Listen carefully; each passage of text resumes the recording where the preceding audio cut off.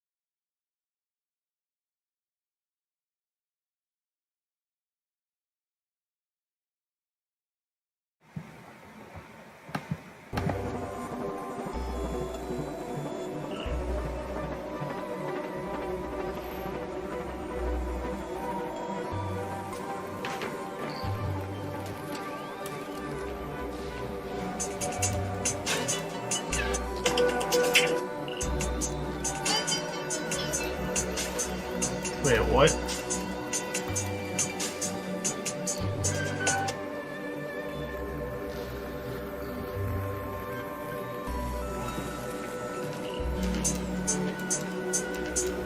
Oh, what the hell? Oh, wait.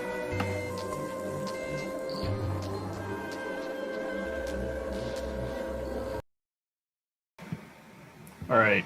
Mic test, mic test, mic test. Let's see if this works.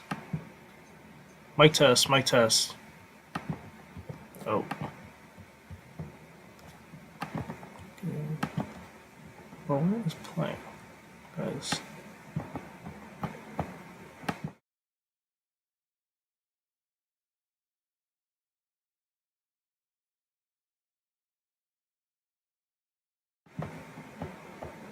Alright, mic test, mic test, mic test.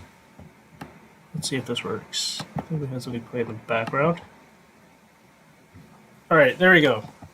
Alright. So, hello, good evening, and welcome to Lego Starbase. Basically tonight, we were working through various things. We were working through various things, essentially. Obviously, we were working on Falcon 9. We were the first thing we did earlier was that we were reinforcing the struts on Falcon 9. Those struts basically take most of the weight of the launch vehicle, and so we were making them stronger. So I explained earlier, but I don't think the audio worked, or something else is playing in the background, so I'll explain it again, because I did get a question of how exactly does the 9-engine thrust puck of Lego Starship actually work, and how does it come together? So basically, looking through this camera here, the 9-engine thrust puck for Lego Starship basically works like a sandwich, where you have 3 layers to it. The bottom layer is this layer right here. This layer is the bottom of the thrust puck, and is basically where the 3 sea-level Raptor engines are housed. And running through this, you might notice, is a Technic axle. On top of that bottom layer will be a middle layer, and it basically uses this piece. That Technic axle runs through the middle right here. And on the outer perimeter of this piece, you notice that there are little clips. Those little clips are where the 6 vacuum optimized Raptor engines will be basically put. So that will go basically right on top of this. And then on top of that will be the part that connects the entire structure to Lego Starship. And that is what is challenging, because Lego Starship, right now, this is what the inside of it looks like, is kind of torn apart. And so because of that, we're going to have to find a way to connect it to the bottom of the vehicle in such a manner that it is strong, it is sturdy, and it doesn't make the vehicle weigh a lot, essentially. So that's what we're going to be doing, basically, with installing the 9 engines onto Starship.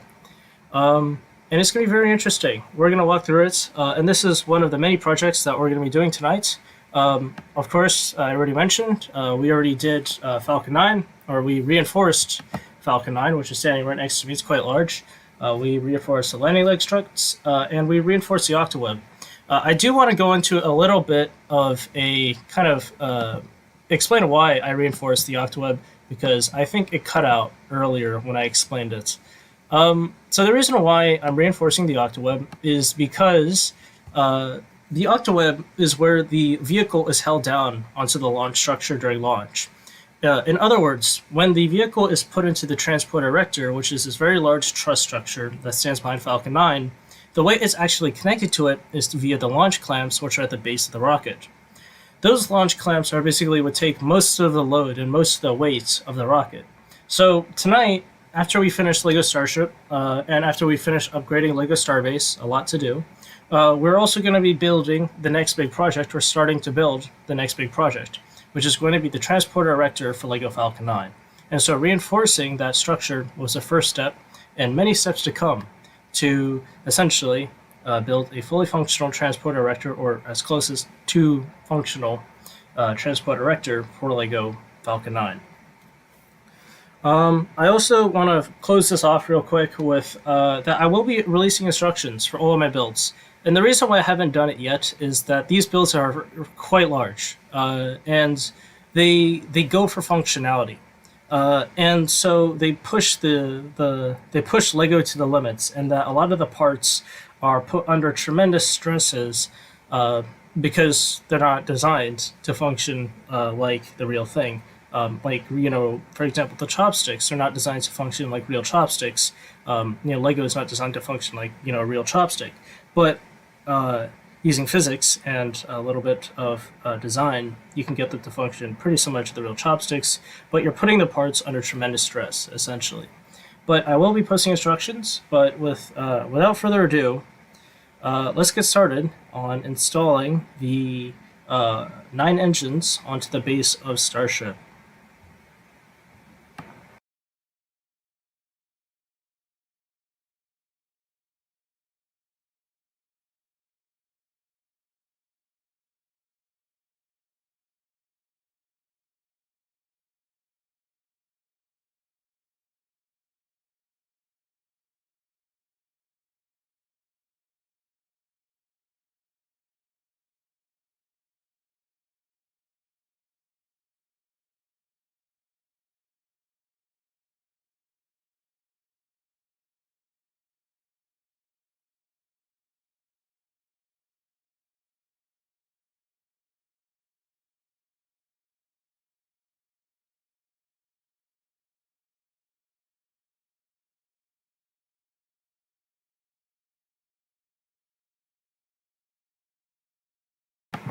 All right, so we're going to be using a lot of handheld cameras to capture this because there's going to be a lot going on.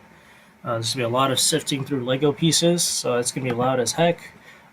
It's going to be quite fun. So if I can get this camera to work, 1 second. All right, so.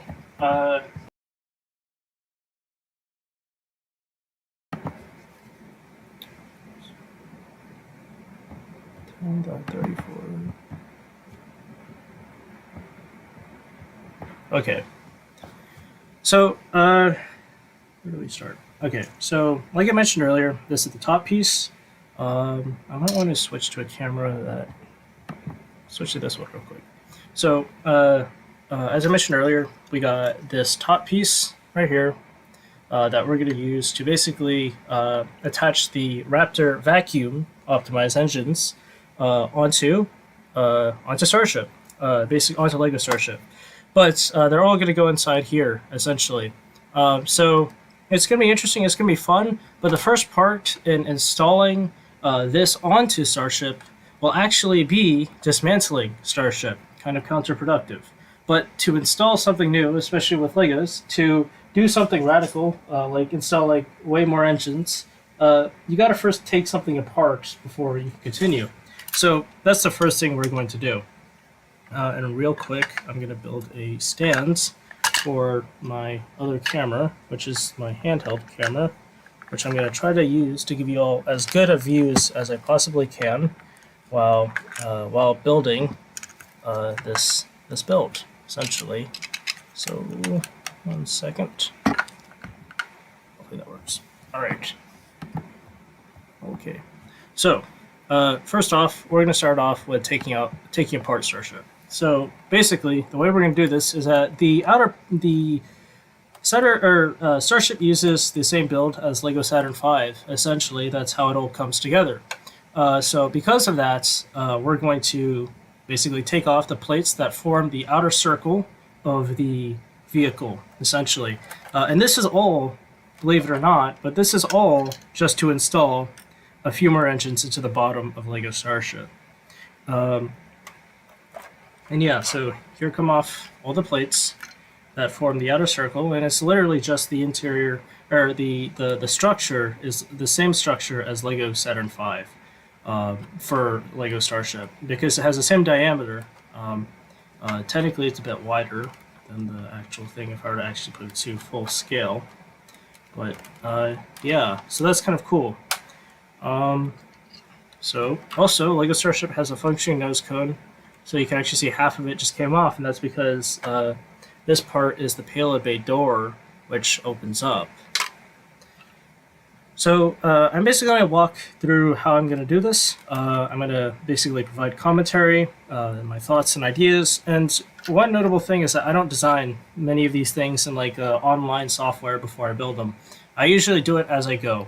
So what's going to happen most likely is that I'm going to do something and then it's going to be torn apart. And then I'm like, oh, wait. And then I'm going to fix it and it's going to be torn apart again and so on, essentially. Let's switch to this one.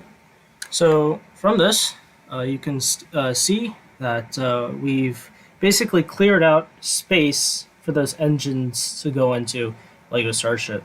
The Technic axle, I'm thinking, is going to go right in the middle here, and it's going to use this round 2x2 cylindrical piece to basically hold it into place.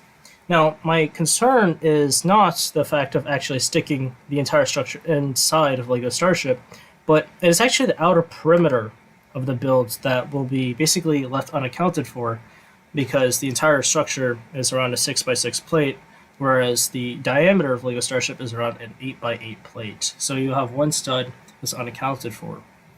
Also, here are the 6 Raptor vacuum engines that we're going to be installing onto Lego Starship. And actually, that does remind me real quick that I might actually use a different piece for this because someone else had a better idea that they were telling me about. So I might actually do that. Let's see. I'll be right back. I'm going to. Well, actually, nah. Let's build it first, and then we'll refine the design as we go. Essentially. Okay.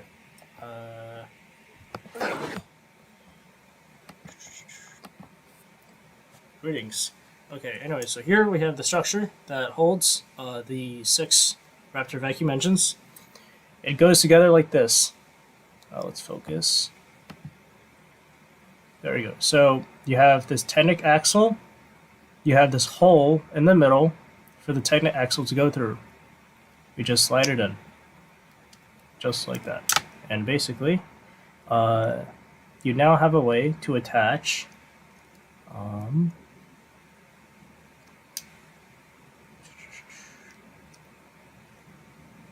you now have a way to attach 6 outer perimeter vacuum optimized Raptor engine bells onto the outside with 3 in the middle.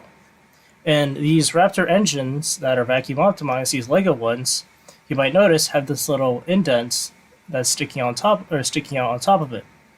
That little indent is what goes into the clips that I mentioned earlier that are on the outer perimeter of this if you look closely. There's a clip here, there's a clip here, and there's a clip here. So basically the vacuum optimized Raptors will just kind of pop in just like that. And so there we go. We have one. And so we do this 5 more times to install the other 6 or the other 5. So that's 2 installed, 3 installed, 4 installed,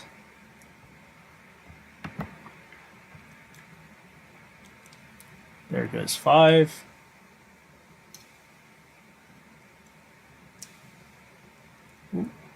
and there goes 6.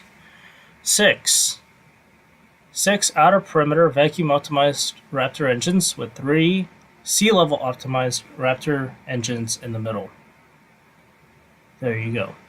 And we have the Technic axle sticking on top, which is literally the only connection between the ship and the engine structure will be this Technic axle, essentially, which is pretty cool. Now the challenging part is actually integrating this connection onto the overall structure. That's the hard part, because yeah, that's gonna be the hard part. So that's the part that I'm really kind of interested in, and we'll see what happens as we develop this over time. Okay. Oh, there goes the camera. also known as my phone. Alright, let's switch to this one. Alright, basically, to install this engine structure, the first step into doing that would be to build the integration into the bottom of the Starship, Lego Starship, essentially. That's where we're going to start.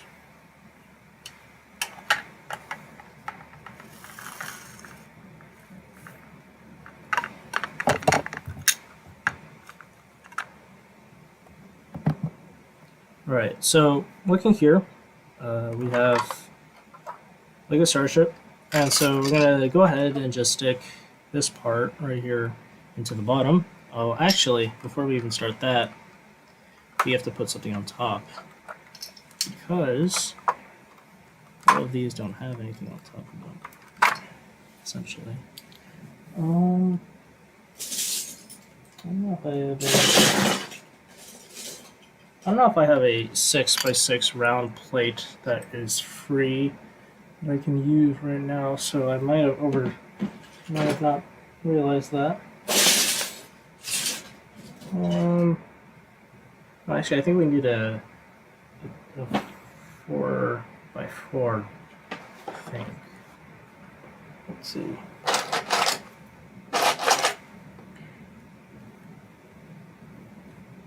Alright, so we have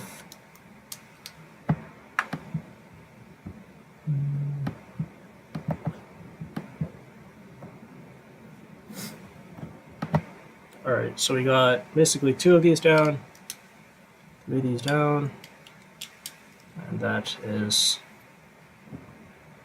what is connected. And this kind of just goes on the inside of Lego Starship. It doesn't have anything to do with the thrust puck per se. It's more of a internal structural kind of purpose that holds those outer plates that I mentioned earlier together and forms the bigger circle that makes up Lego Starship, essentially. So we're removing some of the older pieces that used to make up the old structure to make room for the new one. And the old structure, by the way, held 5 engines, so this one will hold 9. The older one held, what was it? It held, how many engines was it? So it held 5 engines, 3 Raptor, 3 Sea Level. The newer one is that it will hold 6 Raptor vacuum optimized engines, and 3 Sea Level vacuum optimized Raptor engines. Essentially, which is pretty cool. Now, I finally found that place. I don't need it anymore. Just get some other pieces. Oh,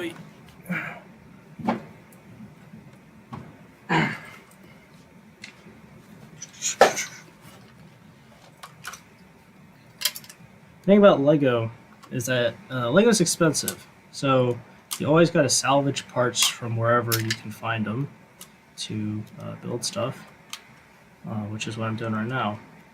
I recently got the Lego Batmobile set from, well, that's not the name of it, but it's called the Batmobile, and it's basically the Batmobile from the new Batman movie, which I actually still haven't seen, so please don't spoil it. But yeah. So this is like kind of going to be the bottom. This is kind of what will kind of go inside of Lego Starship, and then on top of that will be, or I guess below it technically would be this, and that rod is going to slide into this hole you see in the middle, essentially. So basically it's going to kind of be held in place like this. Very, very, very mind-blowing. Yes, I know. This is like the biggest revelation ever. Like, oh my god. I would have never guessed. So now we actually got to stick it inside the rocket. That's what's kind of unusual about this. Like this. Here.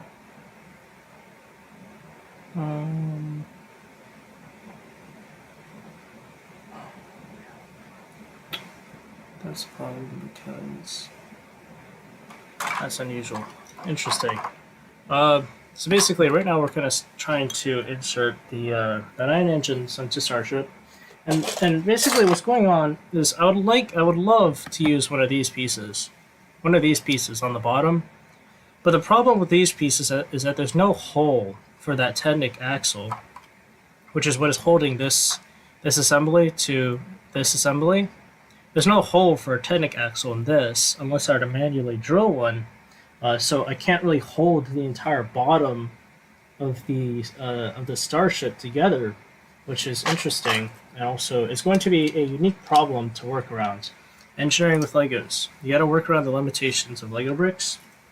But yeah, so this is kind of like how it would ideally go in, and so just to give you guys a quick preview of what's going on. Oh, and that engine is in the wrong place. Sorry about that. Just to give you a quick preview about what's going on, we're going to go ahead and put this in here, essentially, but we're going to have to remove all these plates too on the outside. Or remove them enough such that we can slide this in without much resistance or many problems arising. Come on. Easy does it. Trying to put this in. Let's see. Oh boy, I see what the issue is. Alright, so we're continuing to basically trying to, okay, we're going to remove all of this, and we're going to remove all of this.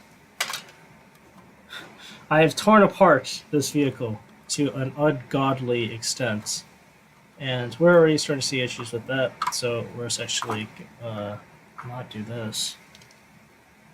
Oh man.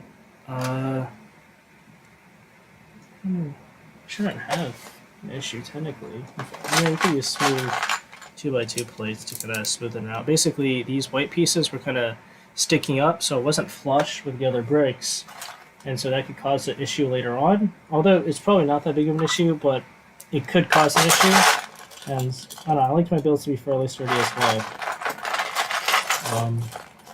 Also, all the noise y'all are about to hear is literally me sifting through tons of Legos. So that's pretty much what 90% of building Lego sounds like. It's just a bunch of sifting through Legos, and yeah, that's what it sounds like essentially. So right now I'm looking for a bunch of these white 2x2 squares to basically add onto here to basically connect this white piece to this one, and it is way too bright. Let's move this a bit away. It is way too bright. Let's see if that helps. No. All right. Oh, that's why. Alright, let's turn this down. There we go. There we go. So yeah, now y'all aren't being blinded. So right now we're connecting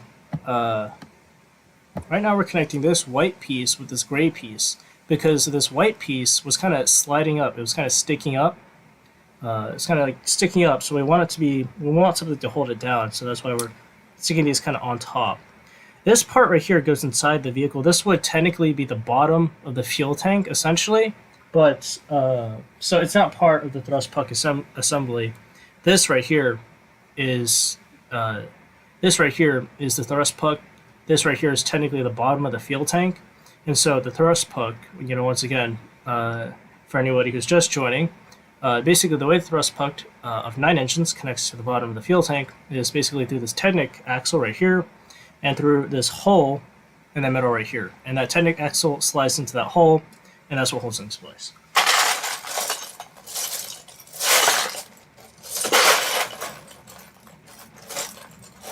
I've been meaning to do this for a while. However, the only reason I haven't is because I'm currently a college student. I'm an engineering student. So I've been quite busy, but right now I'm on spring break, so I'm taking advantage of this free time I got to not only do upgrades that I've been wanting to do for a while, but also to share it with y'all because I like Legos and I like to share Legos with people. Um, and yeah.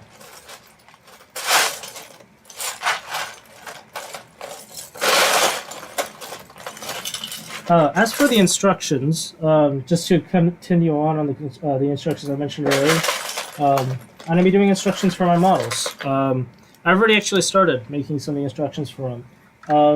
The instructions will be available for download online. They will be available for a small price. Like I think it's like I won't charge much for them. Like maybe like for the entire Starbase with Starship, I'll probably charge like $10. Like this, I would say it's pretty fair for all of the instructions with the Starbase and the Starship as well as the chopsticks. Now, some of the parts of the Starbase assembly don't actually use proper Lego pieces. Like the LEDs that run off it are knockoff Lego parts that were cheap. So I was like, okay, let's just use those instead. So right now we're still looking for those 2x2 smooth tiles that I mentioned earlier. Oh, no, that's not one. So we're looking for those 2x2 smooth tiles. We have basically, well, technically we have 4. Okay, we could just use this actually. I was hoping to find another one, but I improvised one by throwing 2 1x2s, which makes 2x2 basically essentially together. So that kind of also works. So I guess that's fine. All right, 1 second. All right. So the first step will be to install this, which is essentially a representation of the bottom of the fuel tank inside Starship onto the bottom of Starship. No, I would have thought it would have gone onto the top. Yeah, I know, genius. So basically, this goes onto this, and so now we have this part on the bottom, on the bottom of the vehicle, which is right here, where the engine assembly is going to connect to through this Technic axle. So I'm trying to give this to you guys as best to a view as possible. You see that hole in the middle. You see this axle that's kind of sticking out of the engine assembly. This axle will go into the hole in the middle right here. I don't know how best to show this. It's like docking, essentially, where you could insert some immature joke here. Haha, funny. Engines are coming off.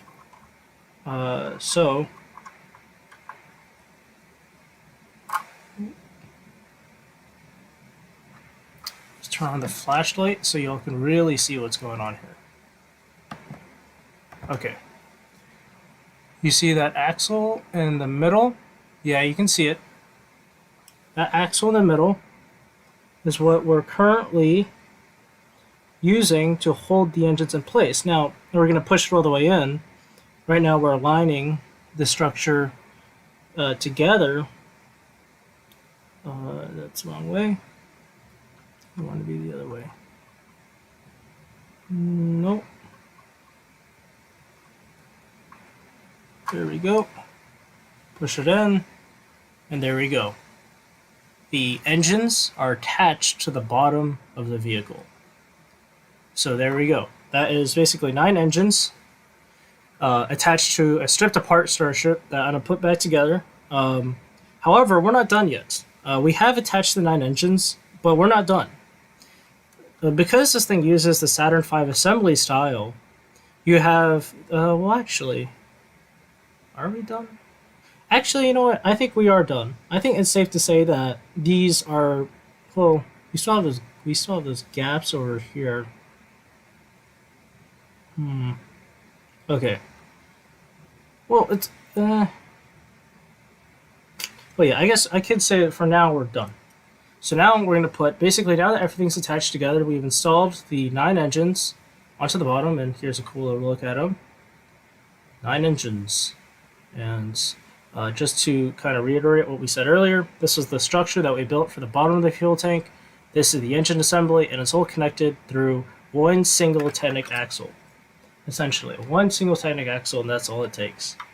So we're going to put around, we're going to put back, well actually, these engines are too low, which was my concern when I first built this, is that we're actually going to have to take this apart a bit more, because if you look very closely, these engines are hanging out of the skirt of sorts. If you see that black, this black tile right here, that black tile is where the skirt is. This nozzle is sticking out.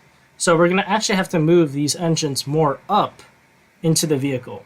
And so because of that, we have to redesign the entire inside, or the entire lower half of Lego Starship, essentially. So yeah. Alright. So okay, so we're now taking off everything else. Everything else has to go. And what we're left with is essentially a tube. We're left with a tube. A tube! That is it. We are left with a tube. This tube is essentially all of Lego Starship. So the entire internal structure is this tube. But what we want to do is we want to move these engines up, essentially. Right now what I'm looking at is I'm looking at where do we have room? Like, what pieces can we remove such that we can scoot the vehicle up? Let's see. We had one of these pieces over here. That piece is slightly lower. That could work. We could get rid of this. That's what we should do. We should get rid of this. And actually, what we could do is we can install realistic fuel tanks inside Lego Starship. We could... Shoot, I gotta pull up a fuel tank diagram for Lego Starship. This is essentially my design process for how I build this stuff. If you all are wondering. But yeah, essentially. So right now I'm Googling a picture of the tank structure of Lego Starship, because we are going to install realistic tanks. So, as well as install the 9 engines, because we're going to be getting rid of a lot of the internal stuff. So, because we're getting rid of a lot of the internal stuff, there's no point in keeping it. Might as well go full out with full realism and install realistic tanks. Yeah, do something way more hard. Woohoo. So Starship. I hope this is the accurate diagram, and I'll put a picture on the stream so y'all can see as well what I'm doing. Fuel, and my mic is in my computer, so I do apologize if it is if it's quite bad. Tank diagram. So I do apologize for that. Starship fuel tank diagram. I hope this is accurate. Probably not. But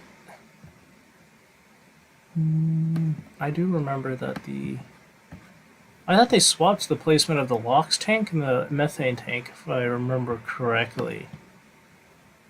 Yeah, they did. Alright, so thank you to good old Tim Dodd, the everyday astronaut.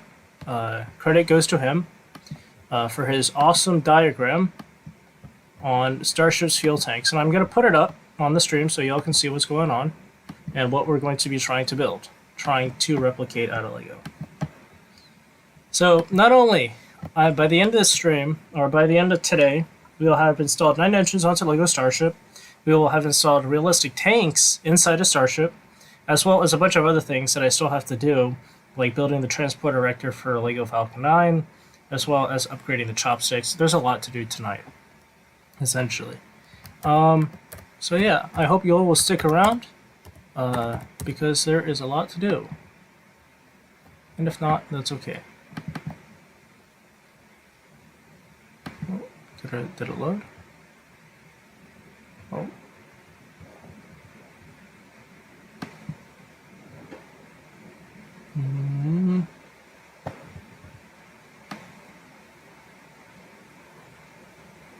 Let's see. I might have killed OBS.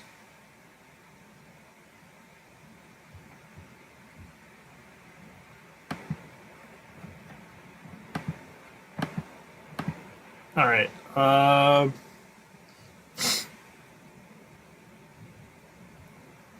I was trying to upload an image, and I think I killed OBS. Alright, that's very unusual. Huh. I'm going to...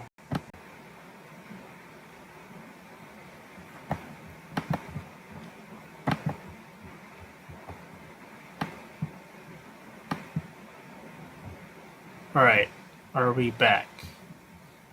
Let's see. Alright, are we back? I think we're back. Yes, we are. Alright, I was trying to put an image, bro. So y'all can see what I'm doing. Let's try this again. Hopefully this doesn't kill OBS. There we go. And that took up the entire screen. But this is what we're trying to do. This is what we're trying to build. And thank you to good old Tim Dodd, the Everyday Astronaut, whose diagram this is of, or this is by. So thank you him. And so this is essentially what we're trying to build. Let's move this over here so you all can see. Oh man. Shoots. Let's see.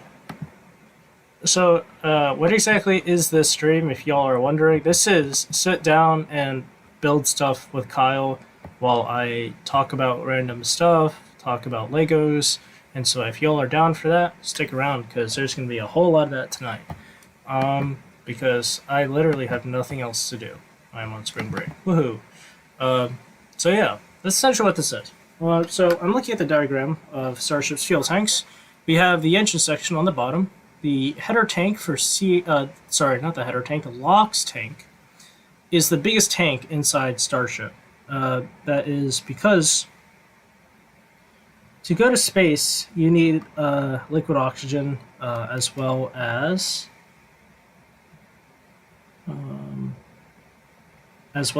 your fuel source. Essentially, that's essentially what it comes down to. Oh, we broke Starship. We broke Starship. Oh no. But oh well, because we are going to essentially entirely rebuild this whole thing. So on stream, we'll do it live, as that joke goes. We'll do it live.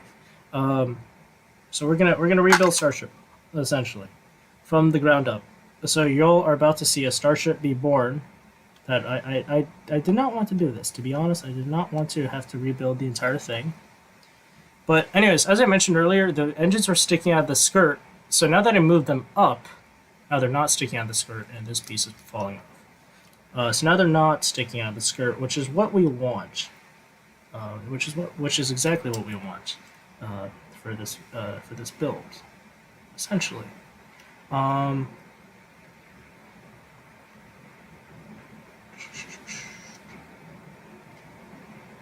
Let's see. Crud. This engine does not click in.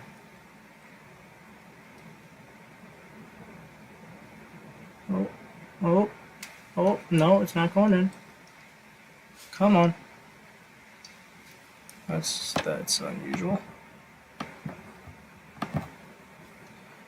So this engine does not click in. Oh, come on, go in. Bloody hell. Oh, where'd it go? Tiny engine went missing. Oh, it's right here. We're fine. It's fine. It's fine, guys. Oh, I know why it's not going in. Because this piece is No, is that not why? Is that? Oh no, that is why. I remember because I was looking at this earlier. So we do need that piece. As for what specific piece I'm talking about, also I should probably update the scroll text at the bottom of the stream. So let me quickly do that real quick. I'll remove this real quick.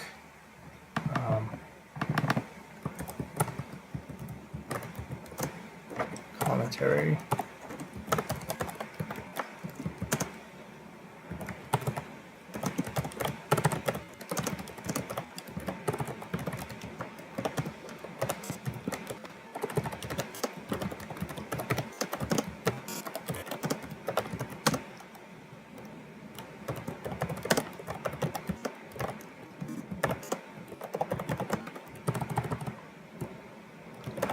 Food building TE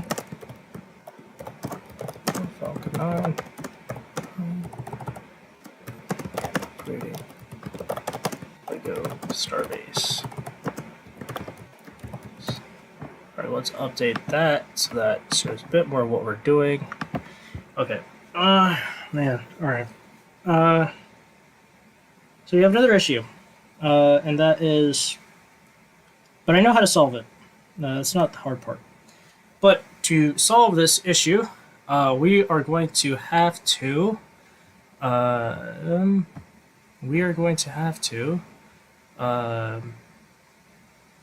take parts out of Lego Starbase. Yes, woohoo. Great, essentially. That's what we're going to have to do, which is great.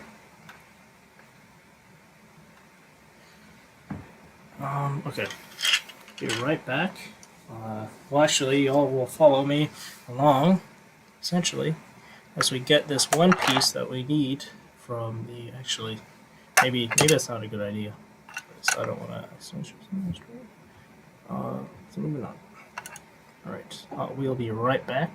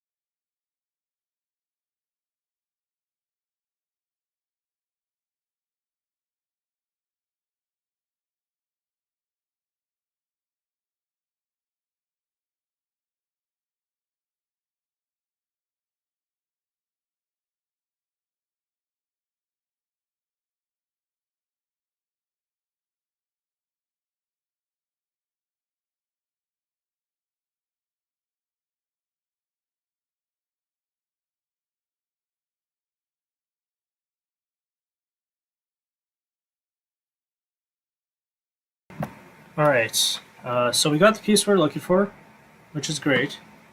So that's awesome.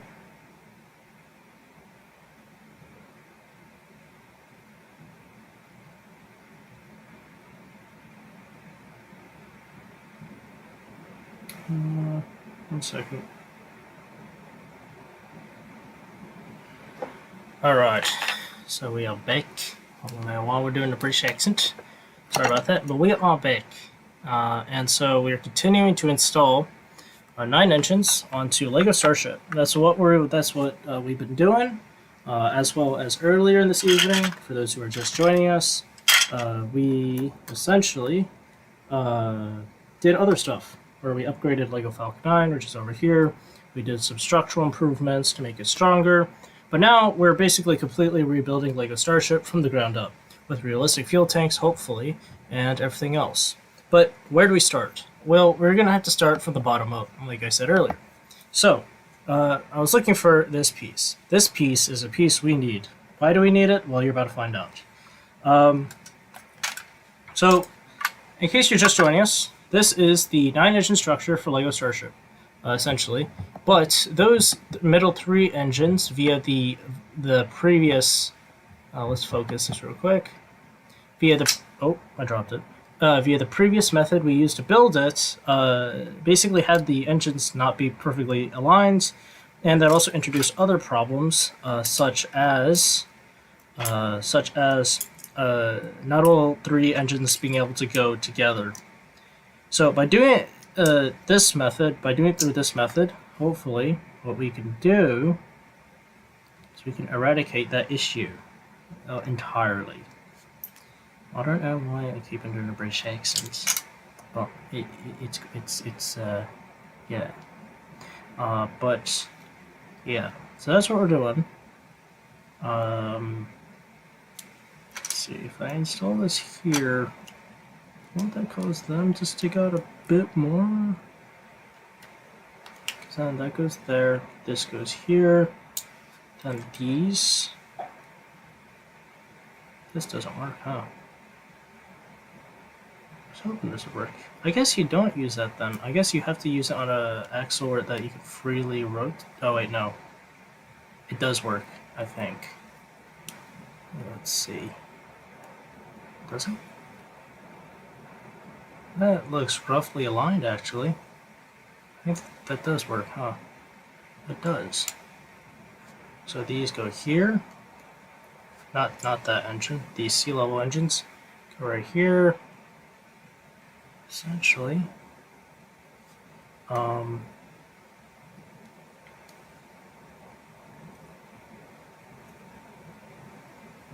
is that it? I suppose that's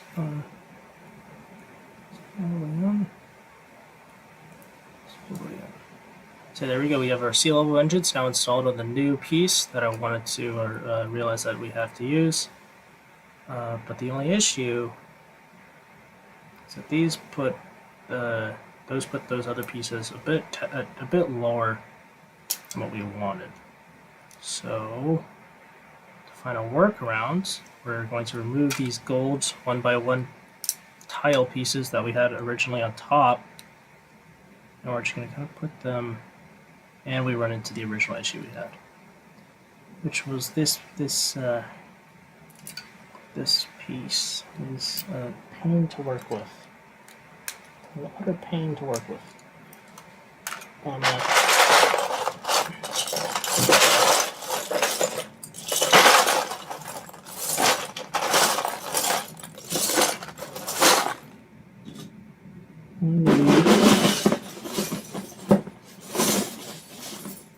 A tenic axle. That's what I'm looking for. A tenic axle. A tenic axle that isn't as bad as the one we just used, because the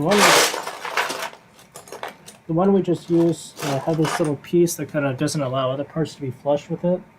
It's basically this end piece right here. But for those who are just joining us, so we're installing 9 engines onto Lego Starship, but now we decided why not go further. So now, basically, I decided that we're also going to install realistic fuel tanks onto Lego Starship. Why? Because why not? Yeah, perfectly makes perfect sense. So yeah, great idea. Shoot, this might not have enough bite to it. So I need a longer axle, huh? So we need something longer, a bit longer. I think this piece would actually be fine because the fuel tank has a piece that runs down it called the downcomer that basically flows liquid oxygen up and or no, methane into the engines. Sorry, I had it confused with Falcon 9 for a second. But right now, what we're building is the very bottom of Lego Starship. This piece right here, this disc right here with all the holes in it, is where the sea level engines would go. This outer black disc right here is where the vacuum optimized engines will go, essentially. Now, yeah, that's essentially it. So we're basically going to install these sea level engines into it. Even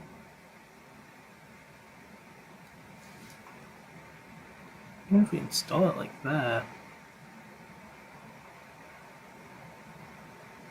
I forgot how this goes together. Which parts attach to which? Again? Oh, crap. I forgot how this goes together.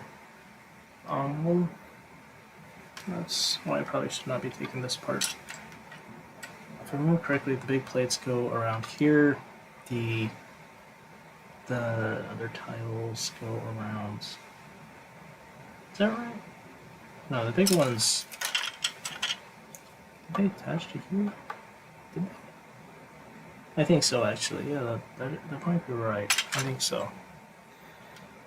The big plates go around there. That means in here should be the middle.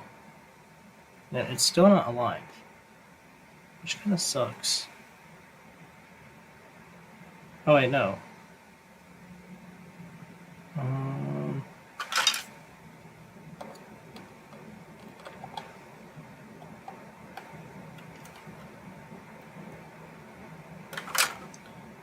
That's odd. So basically, right now the issue is alignment. That's the issue. The issue of alignment. Yes, classic issue. And I want to get it to look like the real thing, of course. It wouldn't be Starship if it didn't. Do I still have the Lego Saturn 5 instructions somewhere? Where did I put them? I think I do. We'll be right back. Alright, I think I have the Lego Saturn 5 instructions. Hopefully, and I have them. I thought I did. Maybe I don't. I do. Thank God. Instructions for the win.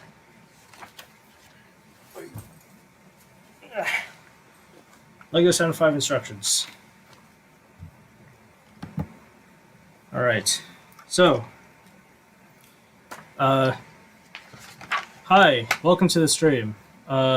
Basically what's going on is that we're building Starship basically from the ground up.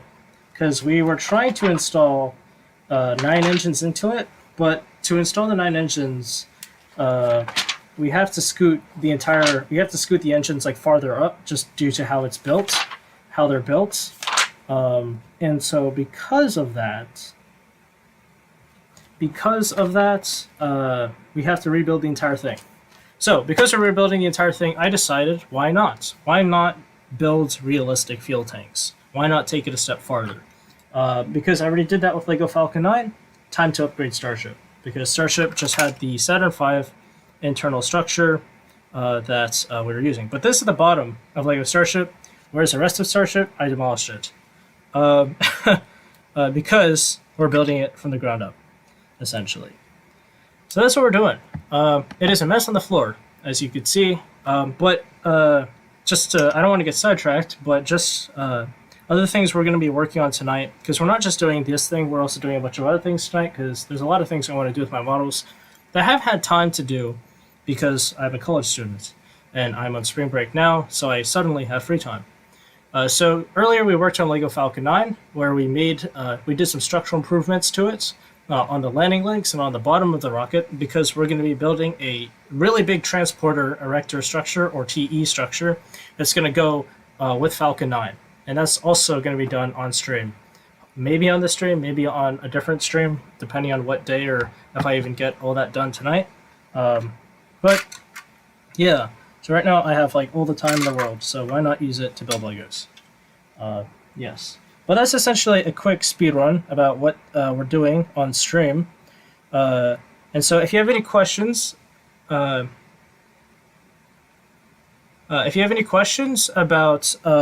about Legos or about anything in general, feel free to comment them. I'll be more than happy to answer them to the best of my ability.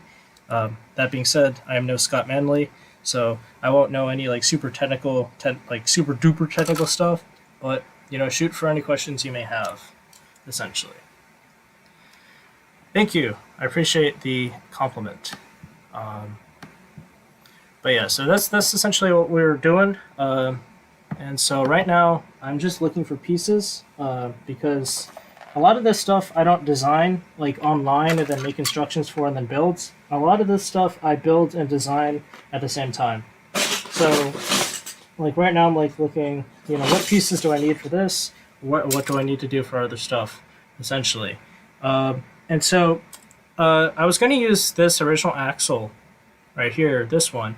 But it locks the rotation of the engines in a way where it's not perfectly aligned with how the real thing is. And so me being me, I'm now looking for a different type of axle, which is a smooth axle, which will allow for me to rotate the engines to be aligned with just like how they are in real life. Or at least I don't think it lets us. Last time I checked, the rotation was like way off. Let's see. Because assuming that the big panels go here, then these will have to go. Yeah, so that's essentially what I'm doing tonight. And yeah, how is everybody else doing on like how is everybody else's day essentially?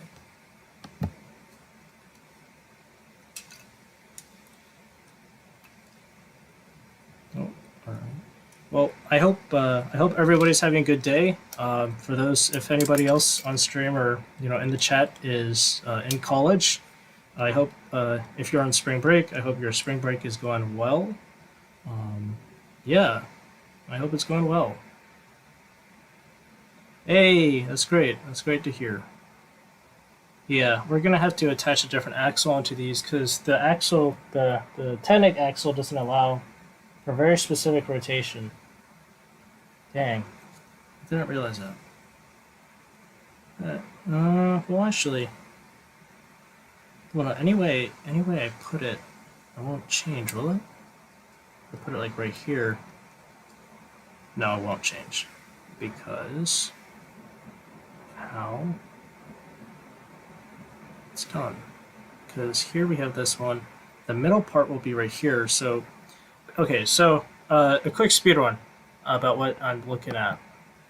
So we have this cross section piece, like a T piece, right? This piece is actually an X. So the way it's going to be built into the Lego Starship is it's going to be an X. The middle, or the top, the very top middle part of Lego Starship is going to be in the middle of this X. Using the Technic pin to hold the engines in place. Using the Technic pin to hold the engines in place basically doesn't allow me to get the rotation that allows for the engines to be aligned with the middle of Lego Starship. And so, yeah, that's basically what I'm doing. And so I'm looking for the pin that I need that will allow for me to freely rotate it such that I can do that.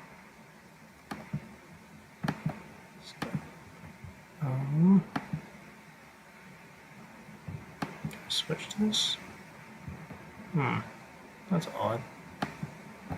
Some camera issues. So I'm going to use my own camera. It's not working. Alright, I'm going to try resetting the cameras. Will that work? No. Let's see. Sorry about this. 1 second. I know it's probably frozen. Let's see if this works. There we go. We are back. Let me add the other cameras.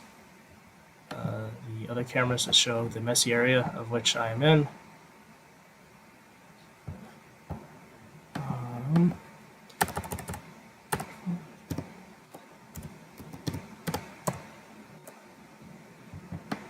Alright, let's put this one back. Which is a full scale? Sorry. What were you referring to?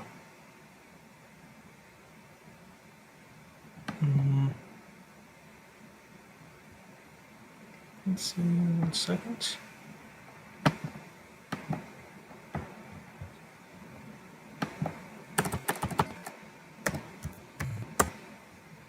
There you go. So I think I assume you're asking about Lego Falcon 9 when you ask, is it full scale, which is what's right next to me. Lego Falcon 9 is almost minifigure scale. It's a little bit off. However, it is big enough that from a distance, it's pretty much, you wouldn't be able to tell that it's not minifigure scale.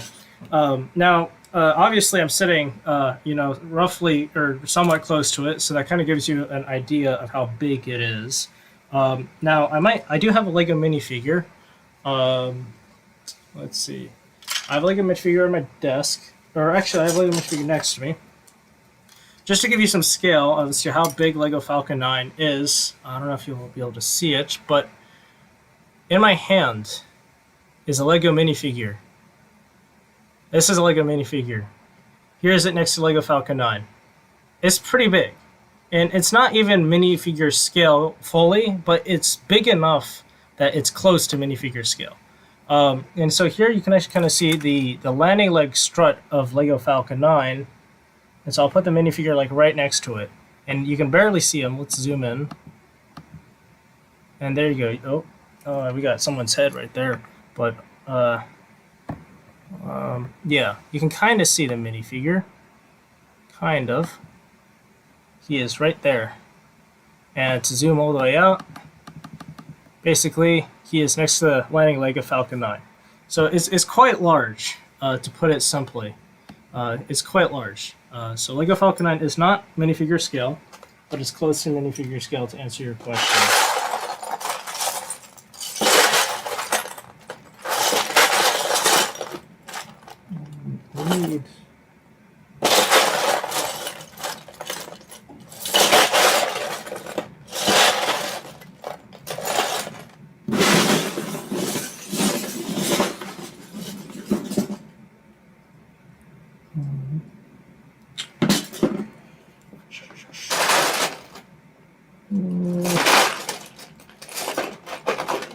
Oh, there we go. I found the axle I was looking for. So this is way too bright. I don't know why it always does that. How many Lego Saturn V sets did I buy? Also, I apologize if there's a lag between the time you post your question and the time I answer your question. But I bought... How many Lego Saturn V's did I build to build Lego Falcon 9? That's a hard question to answer because in total I've bought 6 Lego Saturn V sets. But all of them were originally used to build Lego Starbase and the entire tank farm, which I went on to demolish. And the pieces from the tank farm, roughly 4 Saturn V sets, and I believe I think it's a safe bet to say at least like 2.5 Saturn V sets make up Lego Falcon 9. I would say 2.5 roughly. Yeah. So it's quite a lot of Falcon 9s. Or quite a lot of Starships.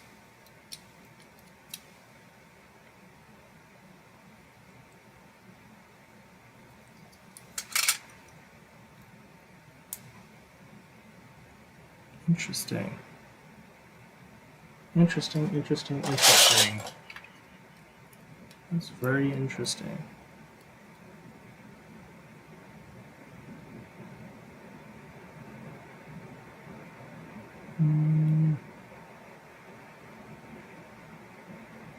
On second thought, I actually may not need the Tenic. I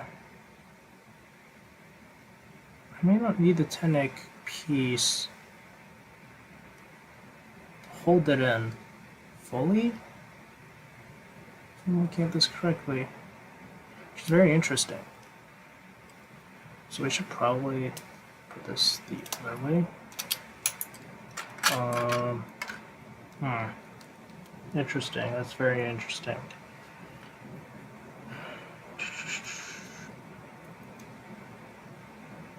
And the element that doesn't.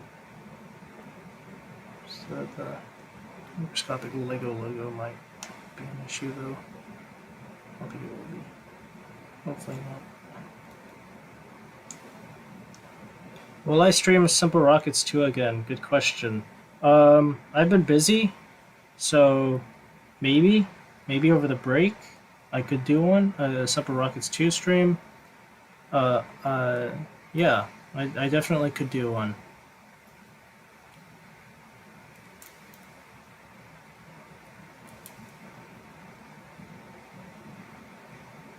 What is the most detailed Lego thing I've made? Good question. The most detailed Lego thing I've made is the Lego Falcon 9, which stands next to me.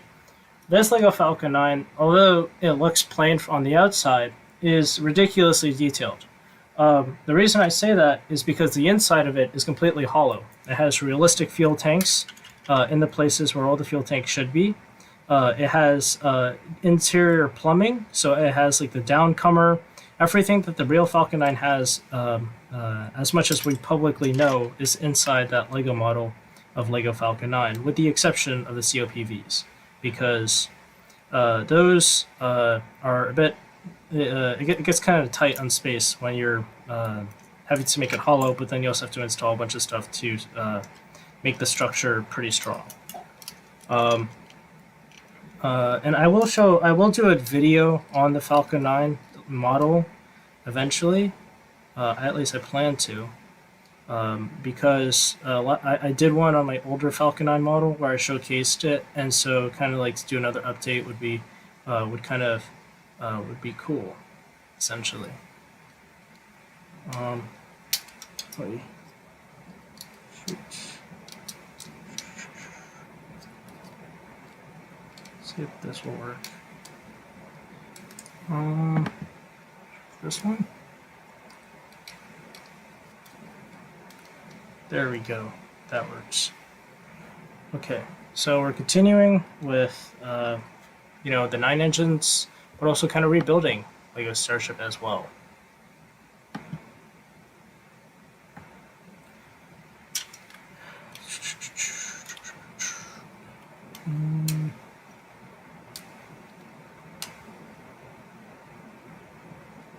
There we go. That looks much better. There we go. Now that has proper alignment. I don't like how loose it is, though. That's the one thing I don't like about this building technique that I'm now using to hold everything in, is that because it's on a 10-nick axle and it's on a fully round axle, the 10-nick axle is kind of like axle is like this, where it has like these little crosses on it, and so it allows for like stuff to be kind of, it has like good grip on it. But what I was trying to do was to get this alignment right, and now you can see it's way better aligned, where essentially all the engines are basically perfectly aligned to how it will be on the real thing. And so this tan structure you see right here, that's going to be the tank section, whereas this everything else right here is the engine section of Lego Starship. So yeah, that's what's going on. So that's the fun stuff, fun times, very fun times indeed. It's actually important that these are structurally stable because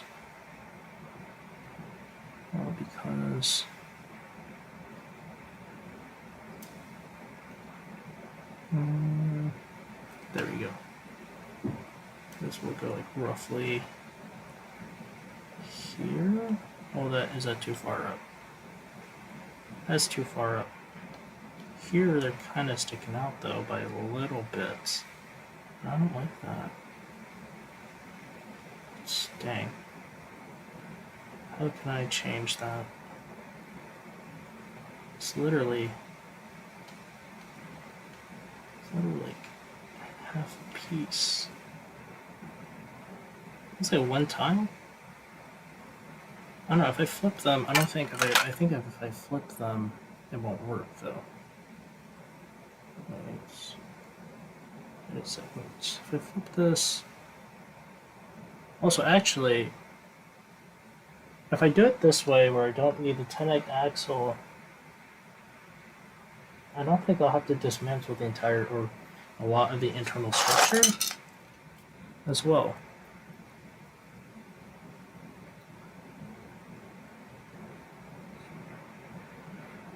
Cool. I am planning on upgrading the structure, my Lego rocket, that is inspired by the Falcon 9, because there are parts that are not staying together. Yeah, depending on, I'm not sure how big your Lego Falcon 9 is, but the bigger you build, the harder it gets to keep stuff stuck together, essentially, and it gets to be a nightmare. Especially with the Saturn V set, I noticed that some of the tiles would kind of like peel off, and that was kind of bothering me. Also, it looks like I can move this up, which is great. Which was, that was bothering me essentially. So, yeah. So I can move this up, which is good. So I can flip these. which is awesome. How big is your Falcon 9? Or have you? I presume by the sound of your comments, it looks like you already built it. So, is it? How big is it? Out of curiosity. If I flip these.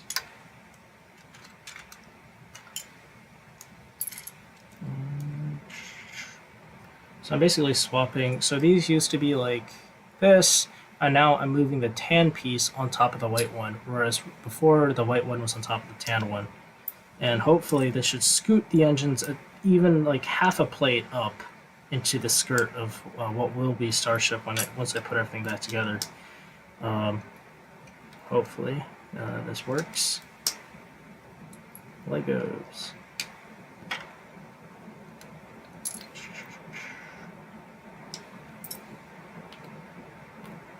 It's 14 inches. Awesome. It's cool. It's cool. I've built for Falcon 9. I've been scaling my Falcon 9s up.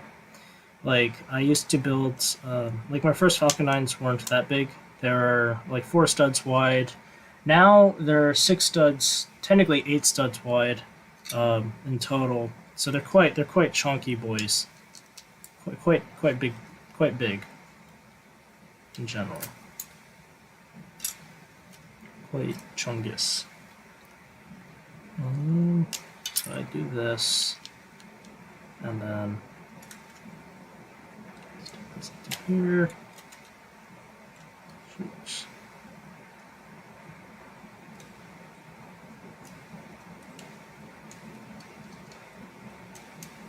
There we go. That kind of actually that does kind of lock it into place, which is cool.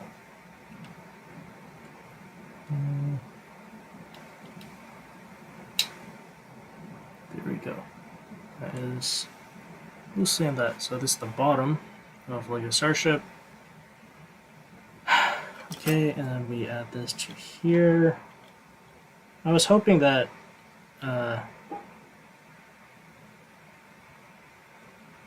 damn, that is literally right on it.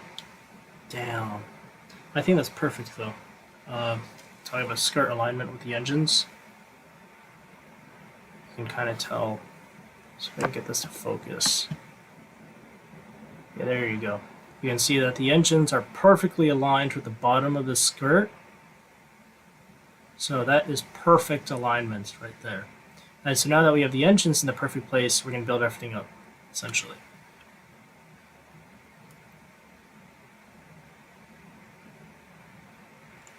There's a center stick with connections at the side. That's cool. That's how a lot of my rockets usually in general are. Is usually built it around a common piece, so to speak, which is cool. Pull this out. Shoot.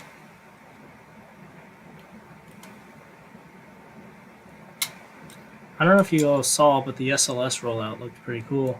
I was like, dang. It was awesome to see that thing finally roll out.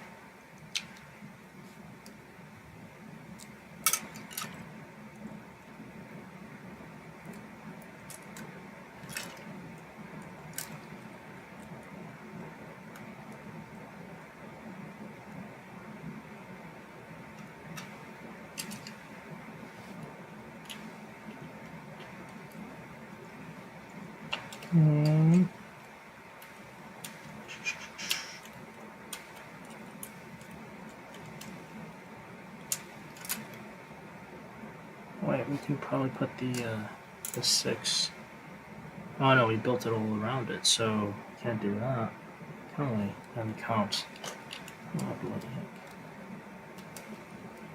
Alright, so this is going to go around here, roughly.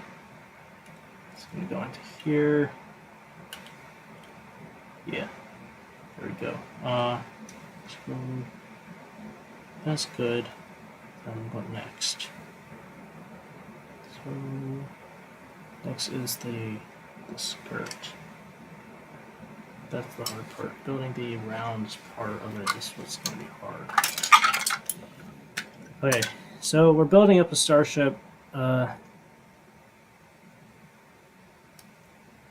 How do you connect the stage? Mine has a gap between stage 1 and 2. Are you referring to Falcon 9? Um, how do I connect the stage? Well, for Falcon 9, it uses hinge pieces. Basically, the inner stage inside Lego Falcon 9 is actually quite massive. I could probably pull up a picture on stream if I could try looking for it. Let's see. Let's see.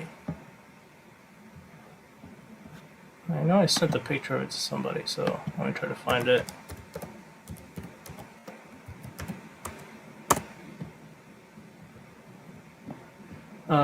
Well, so you said yours is 14 inches. How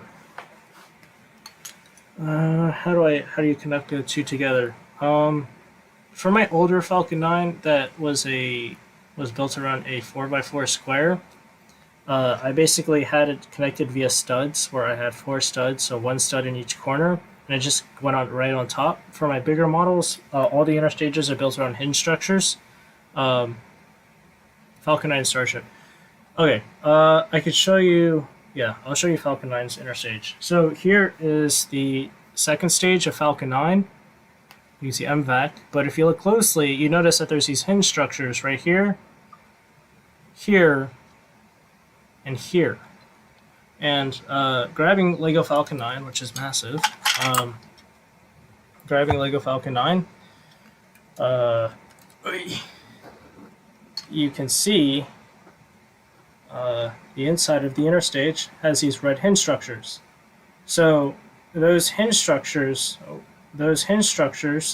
on the second stage of Lego Falcon 9 connects to those hinge structures inside the inner stage of Lego, the first stage of Lego Falcon 9. And it's basically the same structure inside Lego Starship, where those hinges basically connect together, and those hinges are built in such a way that when they're connected, it's seamless. So the hinges inside the inner stage of Lego Falcon 9's first stage are moved down by 1 stud, which allows for the connection between the 2 stages to be almost seamless, where you can't even tell that it's a hinge. It just looks like one's on top of the other, if that answers your question.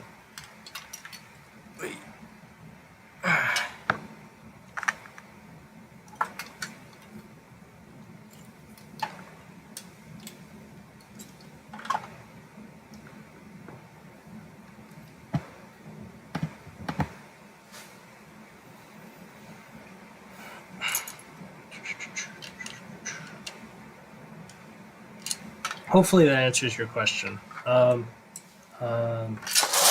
If you've ever built the Lego Saturn V set, or if you've gotten the Lego Saturn V set, the inner stage basically follows the same principle that's used inside the Lego Saturn V set.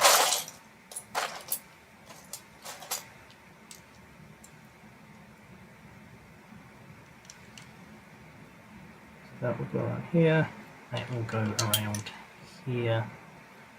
And likewise, this one would go around here. Then I guess we'll have things hanging down. Can I have, yeah. So the way you make it seamless is you kind of just move one of the way you make the connection seamless is that you move one of the hinges into one of the stages, either stage 1 or stage 2. So that, because that hinge is about 1 stud big.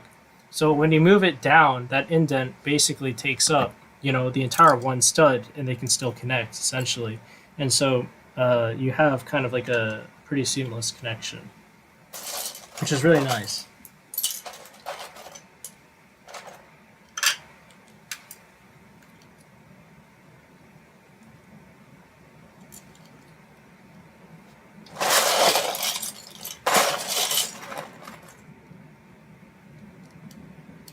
So we're continuing on with building Lego Starship. Feel free to ask me questions along the way.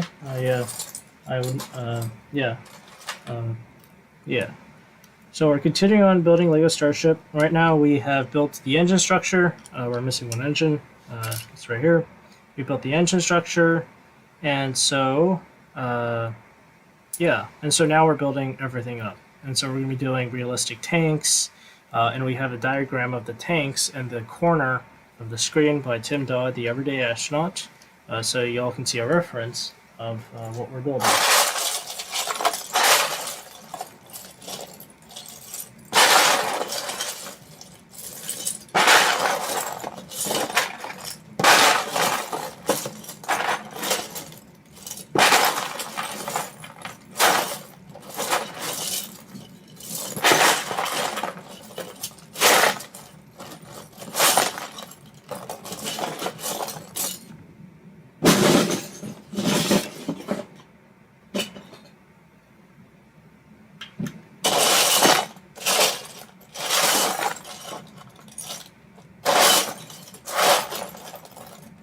So we're continuing to look for more pieces.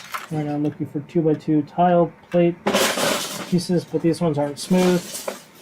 These ones have studs on them. Alright.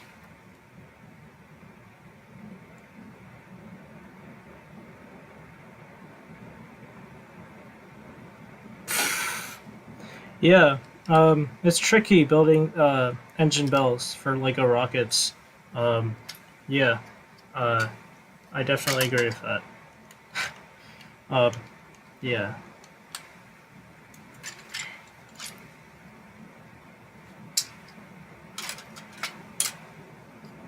I personally understand the struggle of building Lego engine bells because it's hard, man.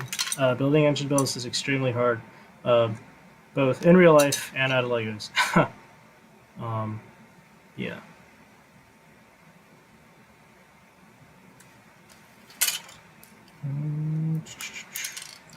Make sure we can have this right instead. Maybe that is better. So then this would be the bottom. Well, actually, no. We could use the other pieces. What did we use before? We had gray pieces as the bottom. Oh man.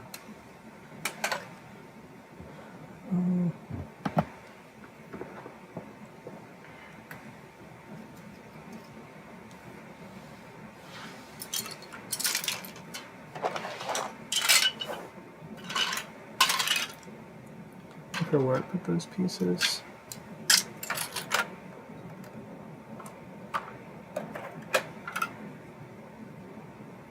That's the top of the.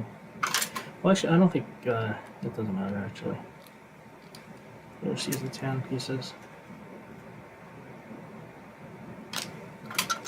So, looking at the picture of Tim Dodd's picture of the tanks inside Starship, we have this tank. So this is going to be the bottom. Essentially, it's the bottom of the of the main LOX tank. Sorry about that. There's a LOX tank.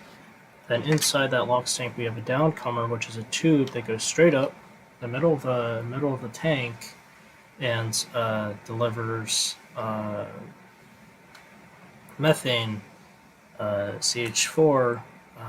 It pumps it down through the LOX tank and into the engines. So on Falcon 9, the way it's all arranged is that you got the LOX tank is on top of the RP1 tank, but on Starship it's not that way. On Starship, what you got is you got the LOX tank on the bottom and the fuel tank, which is methane CH4, on top. So it's flipped, and this is both on the booster Super Heavy and on Starship, and it's actually very interesting. And I was like, yo, that's actually really cool. Didn't know that until not so long ago, actually. So yeah, which is super cool. Always learn something new. Yeah. Maybe I'll be able to get this to be sturdy. Maybe it'll be sturdy. Maybe sturdy. Of course not. So right now we're building the LOX tank, which is what we're building.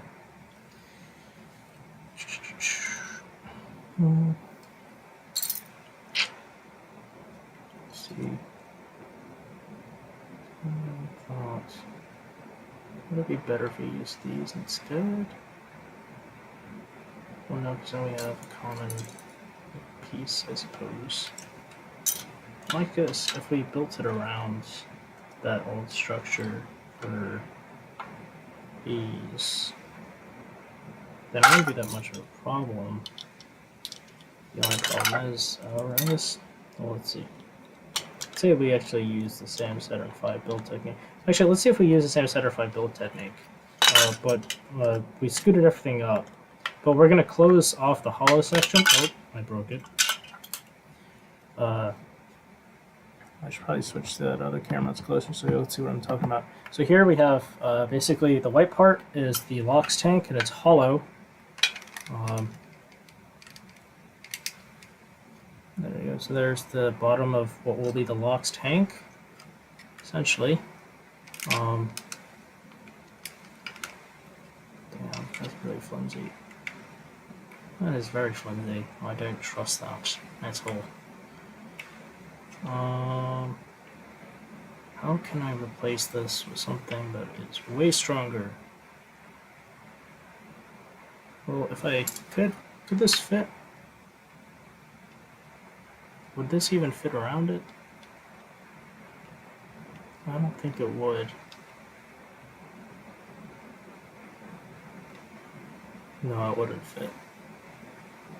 But if we did that, then technically we would have more structural reinforcement towards the bottom, and then yeah. So if we did this, wait a minute. We also have those other pieces. Did that.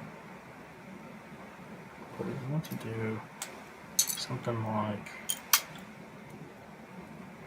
this. That won't work. So the stage connection pieces are on that side, and it's definitely going to cause them to like warp in, won't it? And that's all because that one piece doesn't have a hole in the middle of it. Damn. I wonder. Oh, that wouldn't work.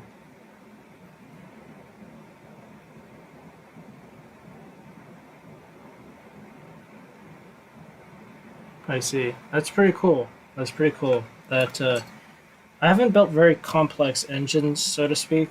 I built detailed engines, I guess, but not like super out of this world, crazily hugely detailed engines.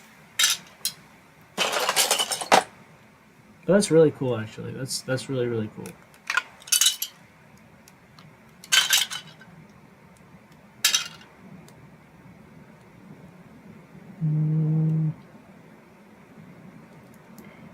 Let's see if this even works. Shit. This way. Maybe not. We shall see. Well, that's too low. So first of all, that's too low. Moving this up by one. Plate alignments is a pain in the butt. No, that will not work. We have to move it up by one more. That was my guess. Maybe? Shoot. Oh, no, we can't do that. Because this does this. Of course it does. And this does this. That isn't. I don't think that's enough space for this. Oh no. Let's see. Is this even enough space? No, because then it's too high. I see. Okay. Huh. So if we put one here, shouldn't they be aligned? No, because it's also... Wait.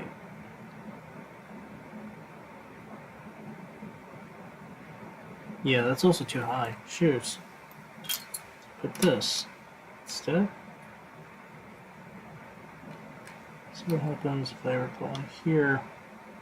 That also is too high. Oh man. Plate alignments. It's a pain in the butt.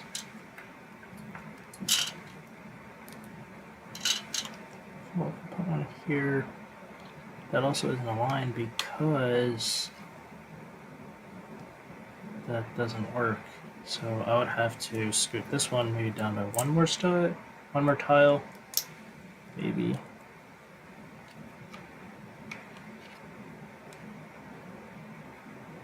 I don't think that's aligned either. Shoot. Oh man, one more tile? Maybe down by one more tile. So the hard part of when you dismantle Legos is having to put them back together in such a way that they all work seamlessly again. That's the hard part. That's also the fun part too, because then you have to work around new issues that arise, and you swap around hardware and change stuff. It's a pain in the butt, but it's fun. It's interesting.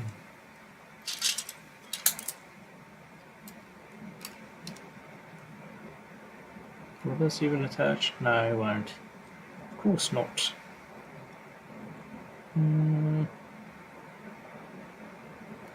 It's up 6 though, so it technically should stick, shouldn't it? I believe it shouldn't. Shouldn't. How do I keep the interstage straight of the Lego Falcon 9? That's a great question. The inside of the Lego interstage of Falcon 9 is ridiculously reinforced. And when I say ridiculously, I mean ridiculously reinforced. It's reinforced to an extreme amount so that it doesn't warp, especially when you quote-unquote simulate stage separation. And it also can take the entire full load of the rocket, so the full stage, the second stage on top of it, and the third stage, or not third stage, the fairings, sorry. It's been a long night. It's almost 10 o'clock. And the fairings as well. So the interstage is quite reinforced, to put it simply. There are pieces, I forget what they're called, but they allow you to build on like bricks, but you can build on the side of the brick, if that makes sense. I used a lot of those to basically do that. So it's extremely reinforced to a very strong amount, to the point where I could bend the rocket almost, maybe not fully on its side, but I could hold the rocket on its side and the interstage would basically be fine. So the interstage is quite strong, to put it simply. And I can show, I'll do a video, I guess, of a more in-depth look inside the interstage, or inside the Falcon 9 and the details and everything that went into it, like a dedicated video. So you'll probably see much more about how all of that exactly works, and how that all came together when I eventually do that video. So I hope that answers your question. It uses the inside of the interstage uses a lot of, I don't know if the piece in front of me, a lot of these little pieces, to hold all the sides of it together, essentially.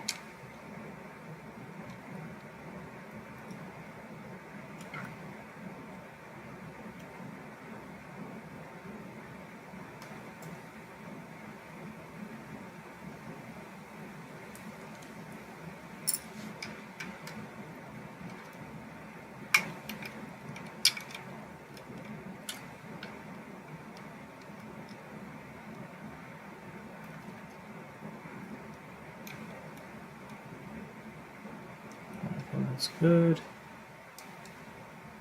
It's good, but that's strangely lined up.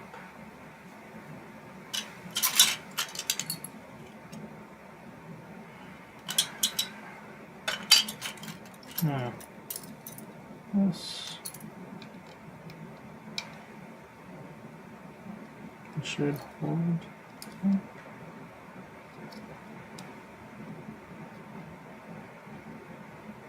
Yeah, that works. Alright. Woohoo! So that works.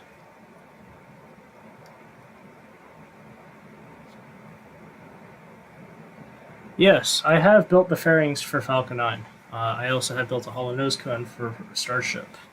This is the payload fairing for Falcon 9. They basically open up, essentially. That's the inside. So they're hollow, they can actually hold payload. This is actually the payload adapter.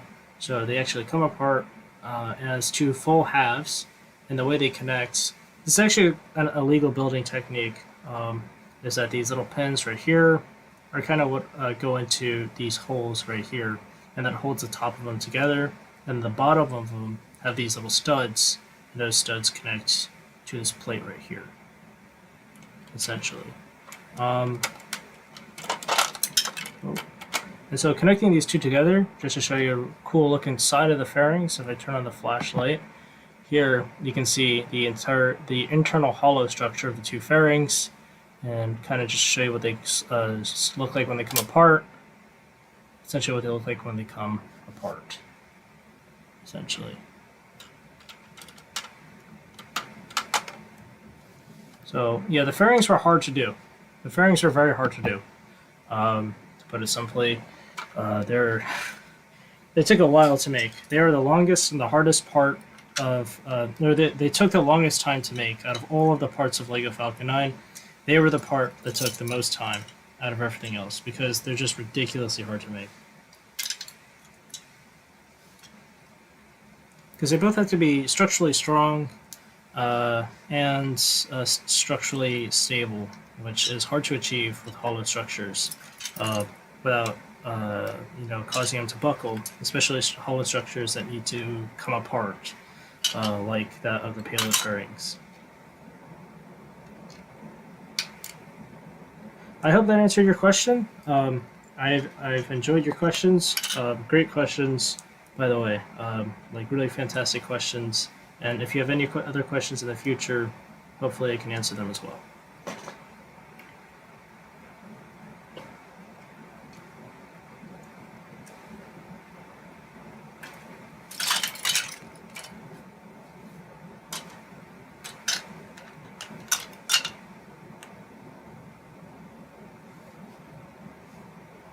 Alright, so we're going to continue building Lego Starship. That's what we've been doing for a while now. It's taken a bit longer than I was hoping, but that's okay. We got time. Obviously, we got time. And so we're going to continue to do this, build it out, and stuff like that.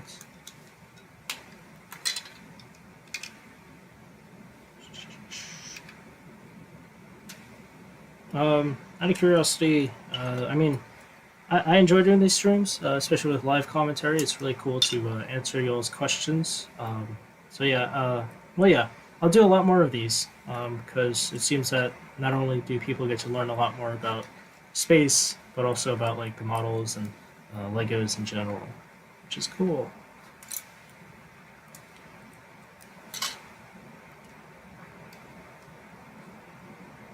Two studs.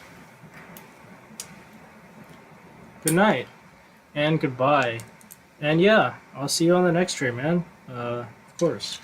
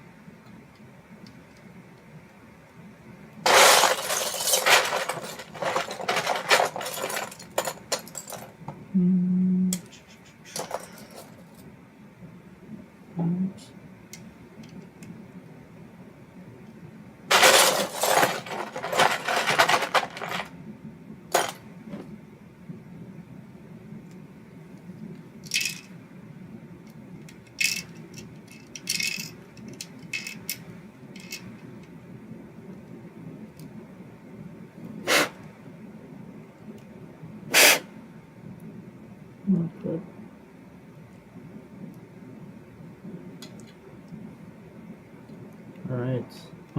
Well, I'm gonna go ahead and pause live commentary here, just so I can focus a bit on building. Of course, I'll keep this stream up. So I'll take a break from live commentary. I'll have some music playing. So yeah, sit back, enjoy the build, and I will be back later, sometime later in the stream to provide an update via live commentary and answer any more questions that you all may have.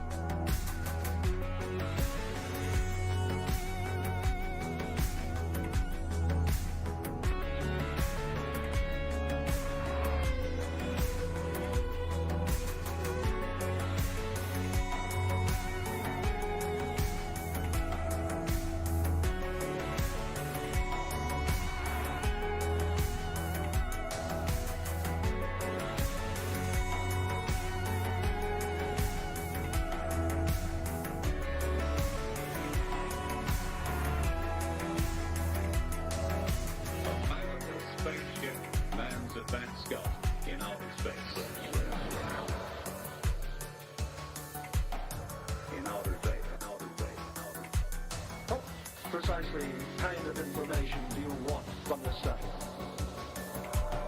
What do you want? What do you want?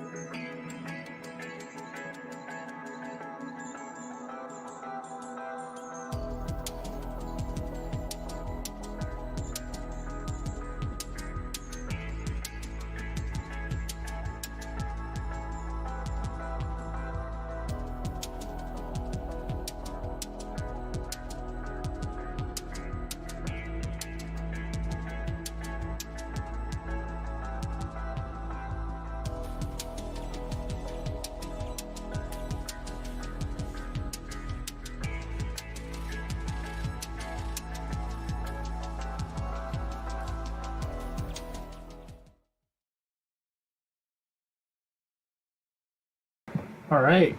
Welcome back. I was taking a quick break so I could kind of focus on what I was doing. Um, but I do see a question in the chat, which was, will I create my own merchandise? Well, that's a great question. Um, I don't think so. Not right now because I'm not. I don't think I'm that big of a social media presence. I did start a Patreon, um, but that hasn't really been very successful. But I'm not doing social media with the intent or the hope of getting famous. Like I created the Patreon, hoping that I could just make a buck or two off of just building Legos. But I don't think I'll create a like a merch kind of thing. At least not. At least not for now. Because my main focus is not social media.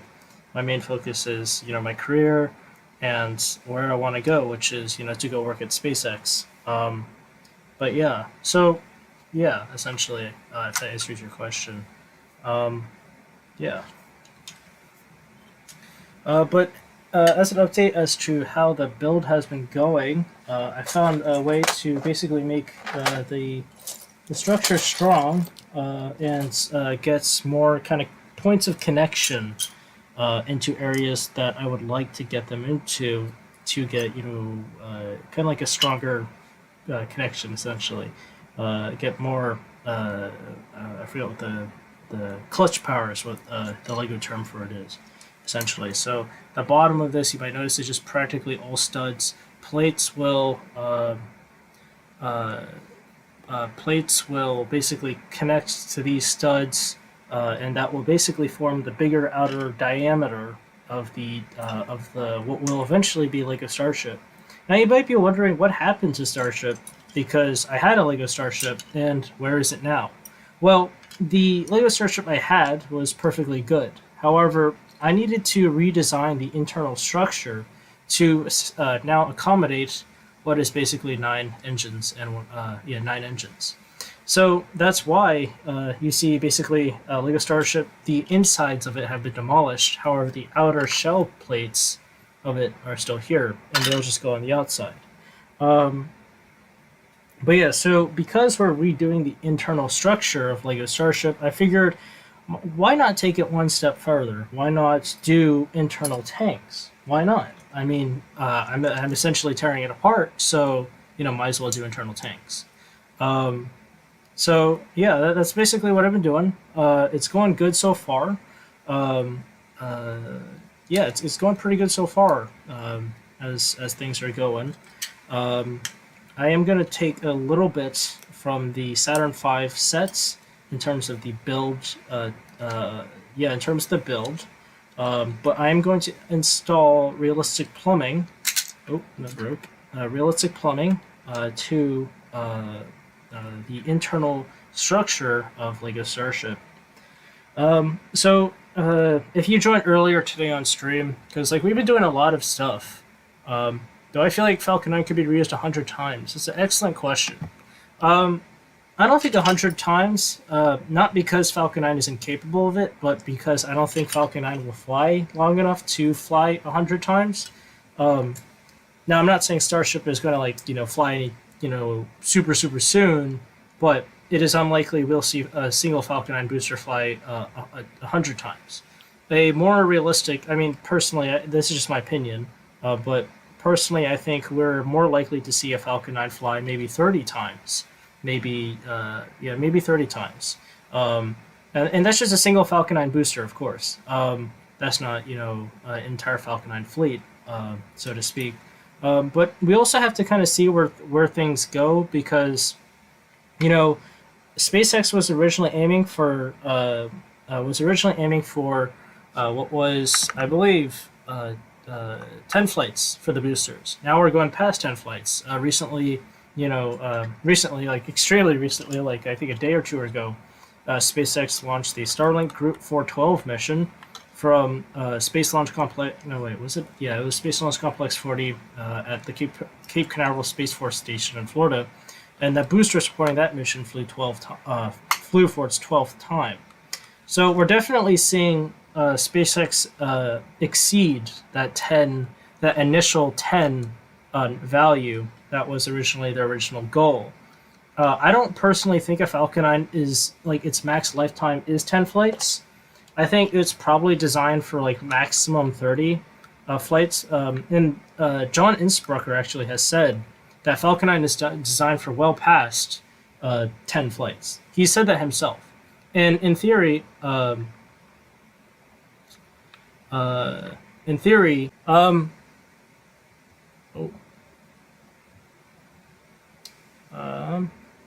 sorry about that. My stream kind of lagged for a second.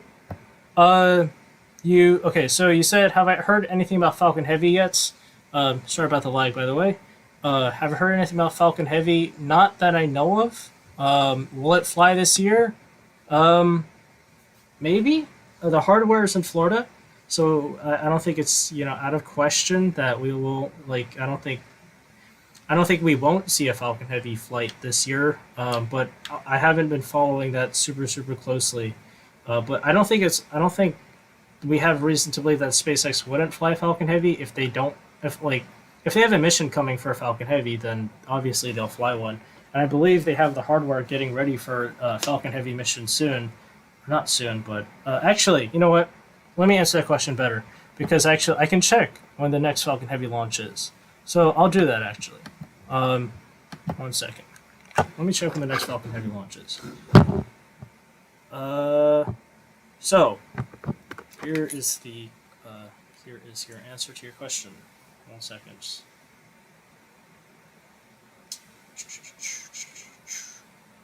It is loading.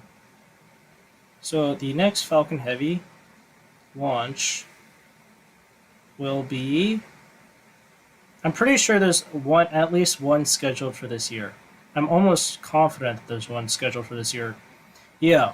So it is likely. I believe it is very likely we'll see a Falcon Heavy flight this year, because currently there are two just off the list that I'm looking at, which is USS F-44 and USS F-52, so both Space Force missions. One is scheduled for May of 2022, sometime in May of 2022, and the other one is also scheduled for sometime in May of 2022. So it is likely we'll see a Falcon Heavy launch. When? That's we'll see. We'll see. Essentially. But yeah. Now, as for yeah, essentially.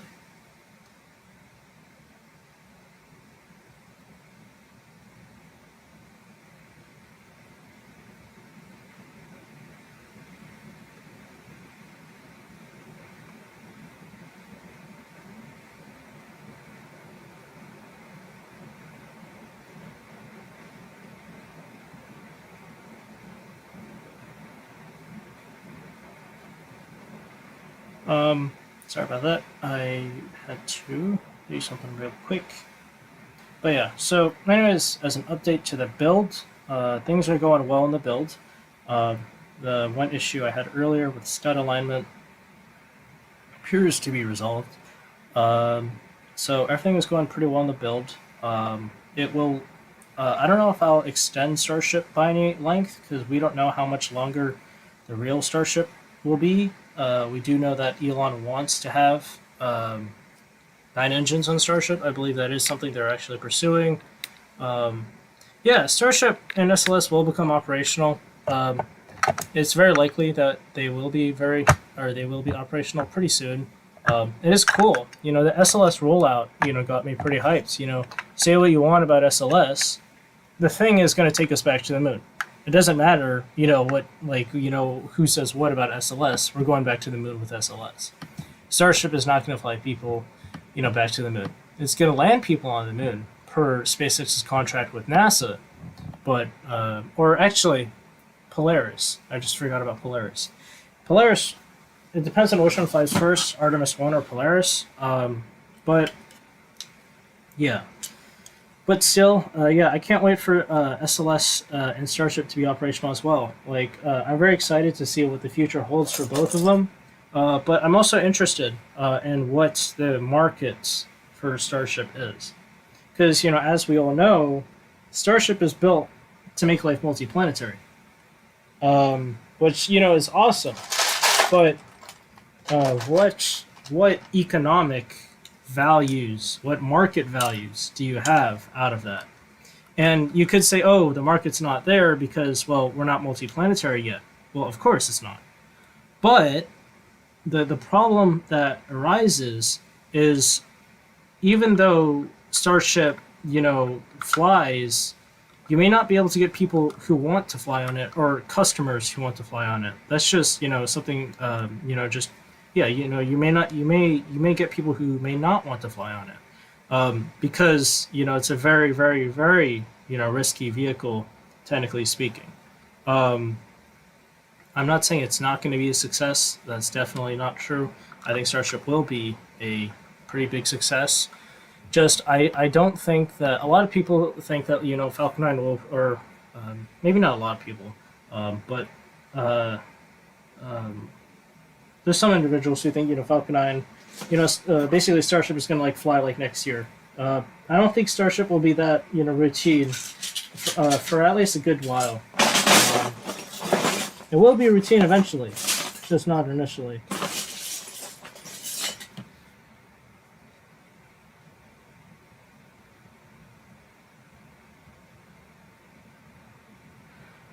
Well, so if you looked around Starbase recently, Starbase in real life, and also Lego Starbase, if you looked around them recently, SpaceX has been doing concepts for payload doors. They have a barrel section, I think, that has a payload door built into it. And so they're definitely already starting to pursue and look into the payload door, thingy. Um, and they're already starting to do initial experiments with that, and make prototypes for that, essentially. So hopefully by the time of the first orbital test flight, there will be a payload door, and if not, there's a hatch inside the nose cone for people to go into. And so if the wheel cheese is small enough, someone can just carry it in and put it inside the rocket.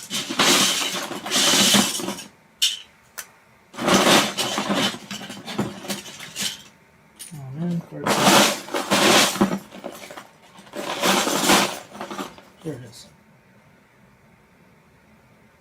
I don't think Elon was joking about the wheel of cheese. I do not think he was joking about that. I'm pretty confident he was pretty serious about that. It makes sense, given that SpaceX's history was on one of the vehicles. I forgot which one. I think the first flight of Falcon 9 with Dragon flew a wheel of cheese. So it makes sense that Starship would continue on the tradition of flying a wheel of cheese to space. That makes sense to me, at least. So I don't think he was joking about it. I think he's pretty serious about it. Now, yeah, I think I think he was pretty serious about it, which is going to be very interesting to see, especially though. Um, well, a lot of people, I think, or maybe not a lot of people, but it would have been cool though to see like a Cybertruck be the first payload. Personally, that's like what I would have done. But hey, tradition is tradition. Uh, Tradition is tradition, and it's all fun and games, really.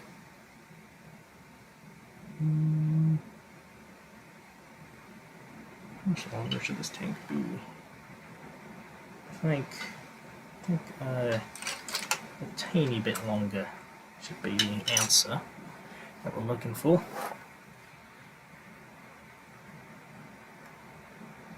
So after Starship retires, what is SpaceX gonna do then? I don't know.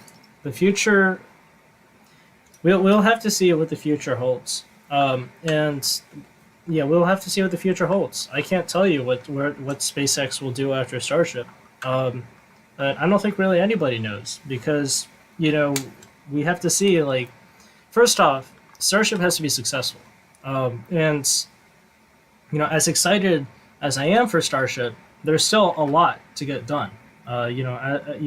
Despite the fact that SpaceX does seem pretty far ahead in the Starship program, it's not time to celebrate yet. We're only in the first, in the beginning of a very long, like a sports game essentially. And so Starship still has to demonstrate itself as a reliable vehicle, one that can carry people safely to and from Mars and back. That's really the big goal of SpaceX, is to hit that interplanetary market, and so that's really the big mission goal.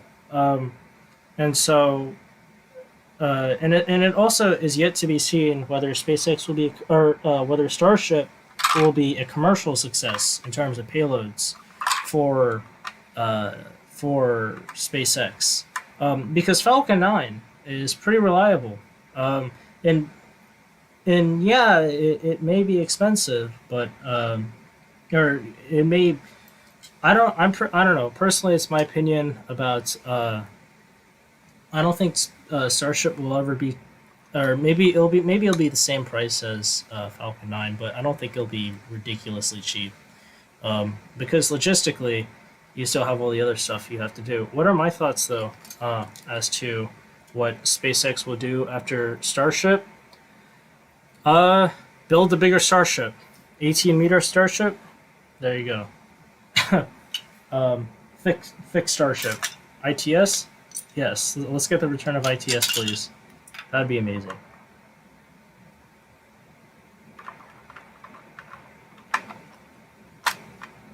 What? Oh, it broke. Oh no.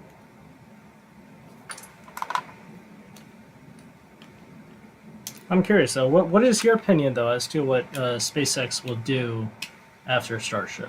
What do you think will happen?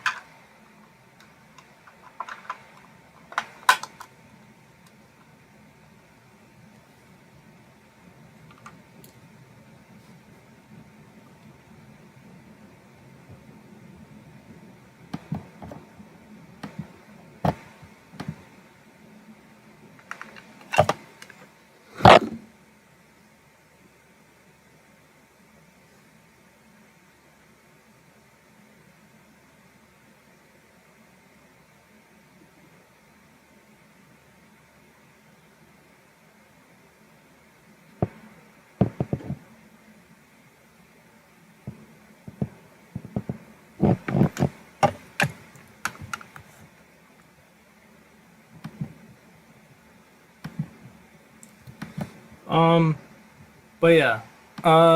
So anyways, gotta go. All right. Well, good night, man. But anyways, so as we continue this build, some cool things is that inside here, and actually I'm gonna make Tim's graphic a bit bigger so y'all can see what I'm talking about. But we've completed the CH4, or nope, I already got mixed up. No, we've completed the LOX tank inside Starship.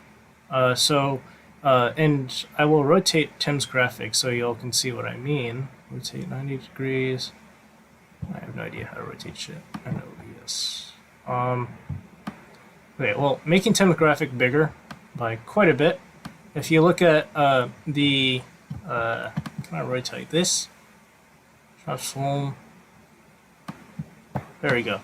Okay, so making Tim's graphic a bit bigger, we have completed the main LOX tank, and inside the fuel tank, you can actually see the gray part on the very top of it is that CH4 header tank, as well as that main, or as well as that yeah. So that's the CH4 header tank, and then inside that fuel tank, you have a white pipe that you see is flowing down it, and that is the downcomer that flows CH4 through the main LOX tank into the Raptor engines.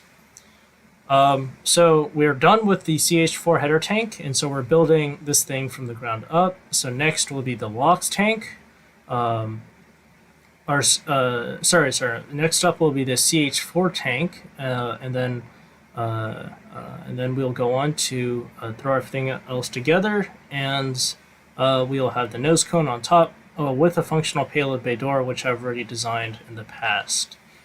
So that's a progress update. Things continue to look good for the build, and it is awesome that even though I've painstakingly had to take this apart to install 9 engines, it is awesome that this has given me the opportunity to install next level internal interior details. So now we're going to close off the CH4 tank, or sorry, the LOX tank. Keep on getting it mixed up because I keep on thinking Falcon 9. So we're going to close off the LOX tank, and that marks the completion. Oh, does this not close all the way? It does not close all the way. So we got to fix that. So we got an issue with that. So we got to quickly fix this. This shouldn't be too big of an issue. Hopefully. Yeah, this isn't an issue, or much of an issue. We're fine.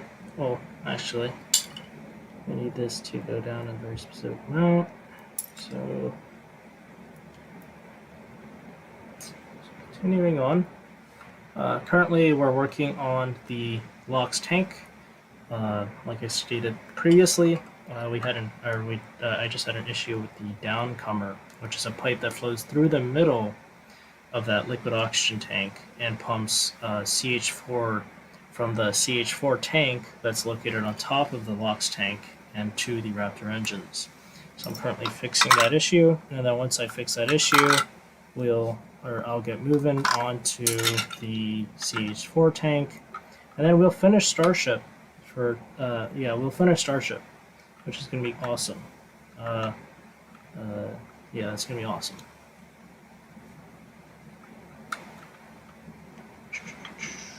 Yeah, that should have enough room in there, hopefully.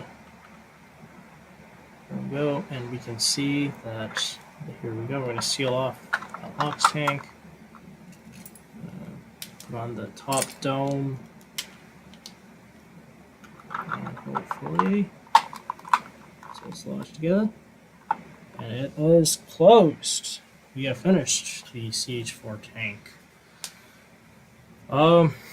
Alright. So, CH4 tank, sorry, I keep getting mixed up. LOX tank, my bad. We just finished the LOX tank, and so now we move up to the CH4 tank.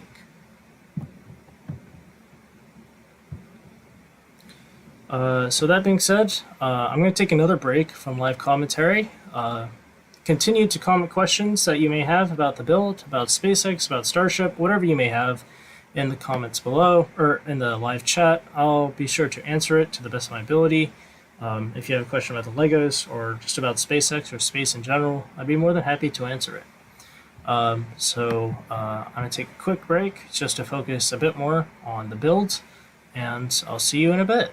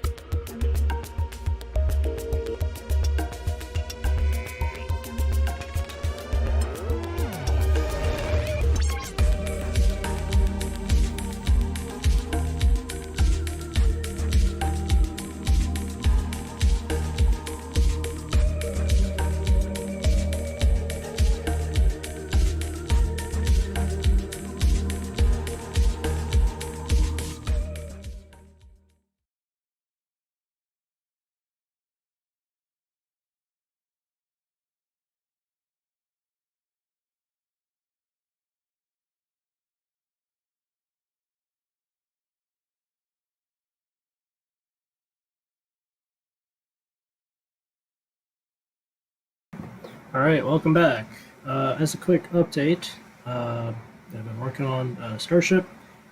So we're pretty much wrapping up the tanks. So we've pretty much finished the CH4 tank, which is the gray portion on top. And so we're starting to close it up. And so that will be wrapping up the tanks for Starship. Once that's complete, pretty much I'll put on the side panels, which will make up the outer diameter or outer circumference of the vehicle, and really make up, give it its true stance and size. Because this is all just internal kind of structure on the inside, or that's on the inside. We installed the 9 engines here, the 6 Raptor engines on the outer perimeter, followed by the 3 on the inside. So those are there. So we finished the.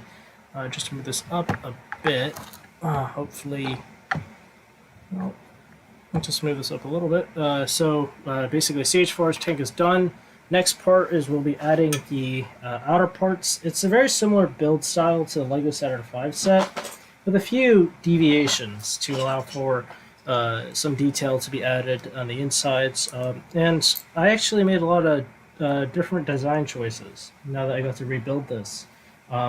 versus how it was before, in terms of A, cutting down parts, and B, making the structure a lot more simple on the interior. Yeah, essentially. So yeah, we're pretty much wrapping up the tanks. This right here is the top dome of the CH4 tank. I just want to make sure that my alignment is correct. It's been a long night of just building Legos, and we still got a lot more to do tonight. We still got a lot more to do tonight. So yeah, that is roughly about where we want to be with the tanks. Looks like that is good. That is good. Very good. That's where we want it to be. For which side is the top?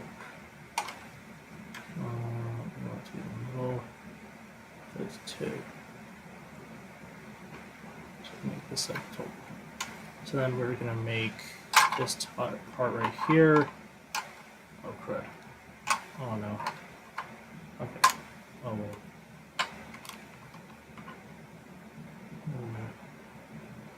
No, that's fine. Wait. Is that fine? This person knows port. Then. Oh, yeah. Yeah, no, that's fine. That's fine. We're good. We're good. That should be okay. Does this not go on top? Yeah, one on top over here. It's not different pizzas. Yeah, we're good. Okay. So yeah, we're wrapping up the nose. Starship is starting to take its old shape that it used to have before we tore it to shreds, so to speak. Just want to do a quick shape of the nose. Looks like that's good. We're good on the nose. Nothing is. The dimensions aren't terribly wrong, so we're not too far off on that. It does, however, look like assuming that which side's top good? This side's the top. Yeah, it looks like it'll lock into depending on how high we put it. We'll have to lock into these. So either we're gonna have to move these down by one stud. Move this part down by one stud because these right here don't seem to work or like doing what they're doing. Oh man, did I make this too tall? Well, either way, it should. Well, it'll stress the parts though. We don't want that. Crud. Another predicament has been found. What we could do is we could shorten the CH4 tank by a little bit by stacking up all these white brick pieces, but that's going to add a significant amount of mass. Maybe? Hopefully not. Now, how many do we need? We need roughly 5 to make up the stack. How many do we have? Hopefully enough.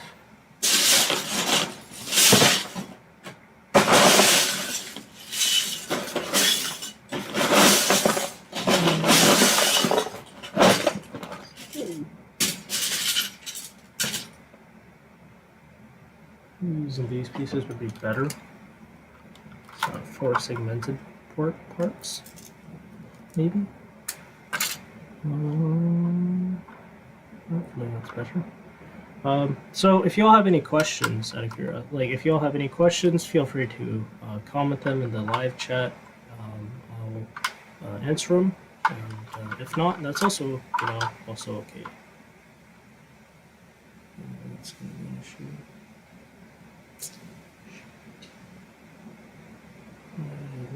That can't work either because that won't work.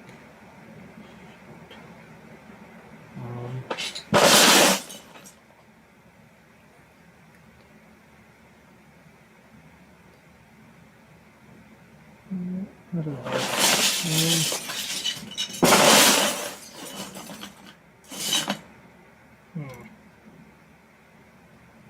I mean, to be fair, we could just remove this, and then those would be technically fine.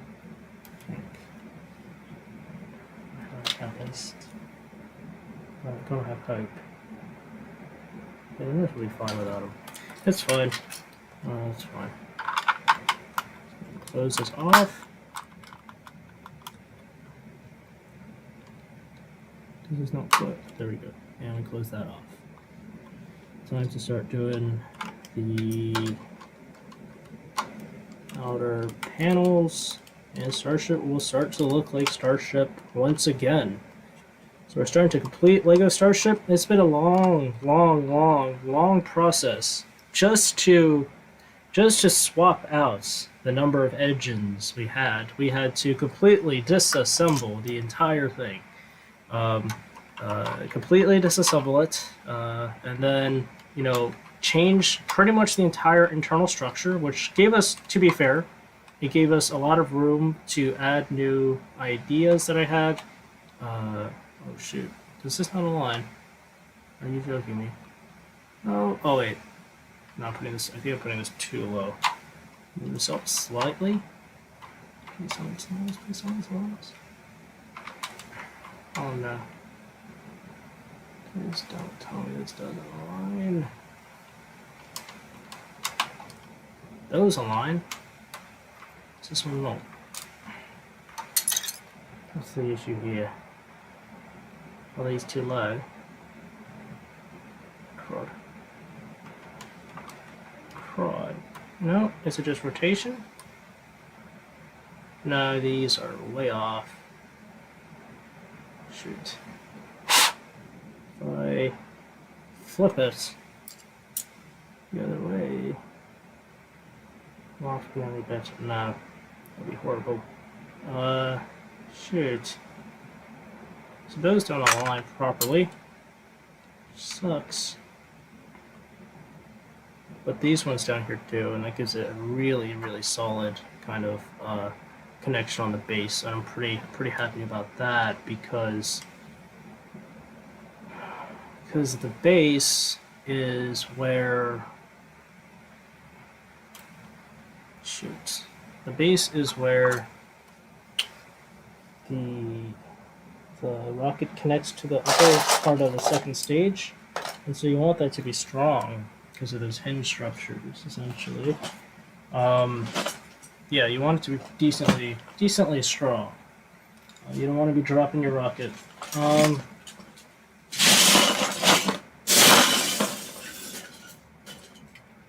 Looks like we're gonna have to make up that length.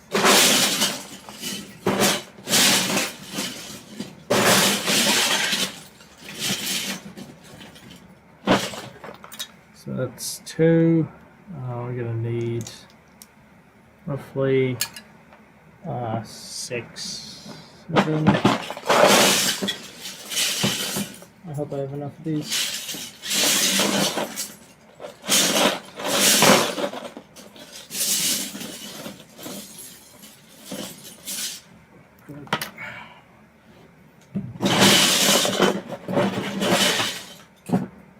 Here.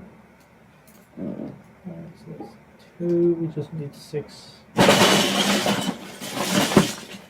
Got 4.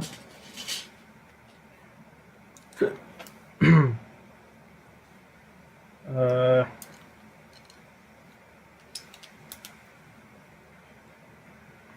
shoot.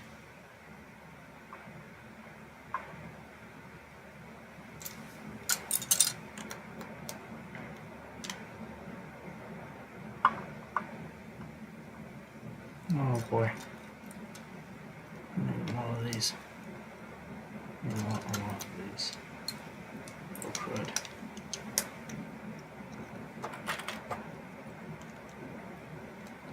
So right now we're reshaping the CH4 tank because it was too tall. So I'm looking for parts that I can use to basically reshape it.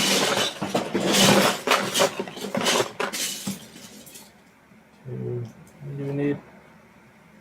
1, 2, 3, 4, 5. Yeah, we need 5. We got 2 on this one, 3 more on this one.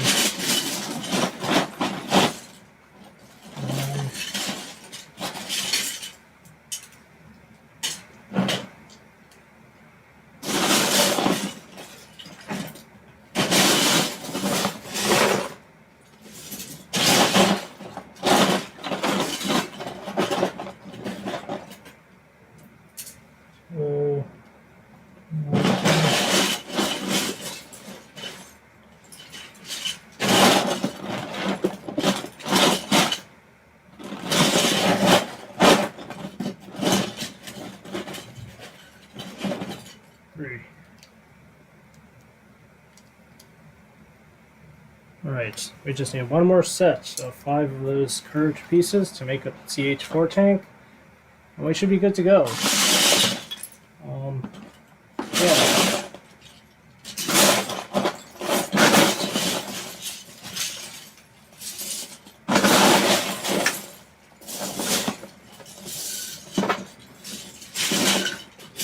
One, 2, 3 more.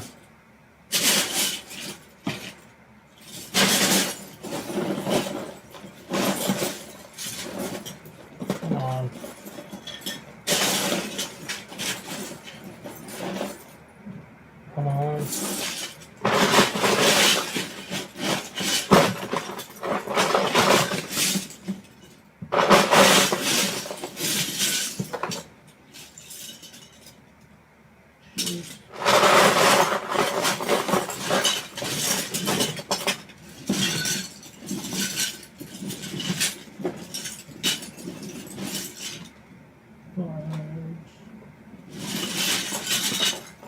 Alright.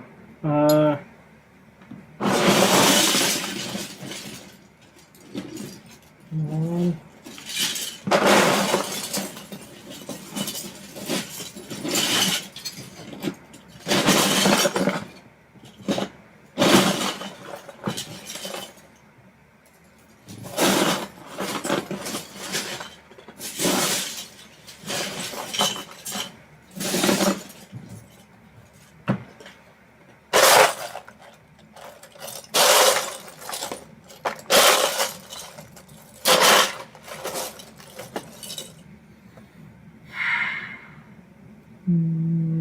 Alright, there's one right here.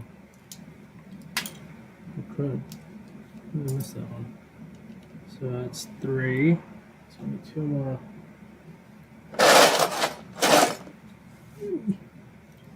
4. 1 more. One more.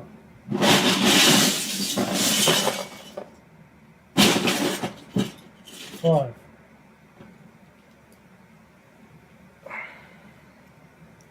So we got 5 for all of them. So we are going to, for those just joining us, we are basically wrapping up the build of Lego Starship. We installed the 9 engines, and so we've been working basically throughout the evening on the tanks for Lego Starship. So the CH4 tank, which is this gray part right here, which sits atop the LOX tank, and you can see that in the diagram to the left, or on the left-hand side of your screen. Basically, the CH4 tank sits atop the LOX tank, and so that's what we're working on right now. We built a CH4 tank, and it was too tall, so now we're shortening it by about 1 brick. And so once that's complete, we should be good to go. This will add a bit of mass, though, to the build, so I'm kind of curious as to how the chopsticks will handle this extra mass. As it's how the chopsticks will handle this extra mass. Essentially, knock off. Yeah, that one fell off. But yeah, so it's been pretty interesting build. Nothing too major. Had to work around some issues that we had. Especially due to getting all the parts to be aligned with one another. But other than that, looking pretty good. Looking pretty good. Pretty snazzy, if I say so myself. If you have any questions, feel free to comment them in the live chat.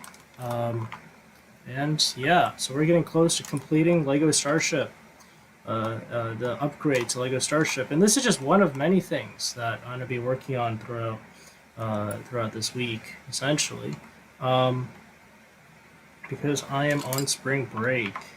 So woohoo! Um,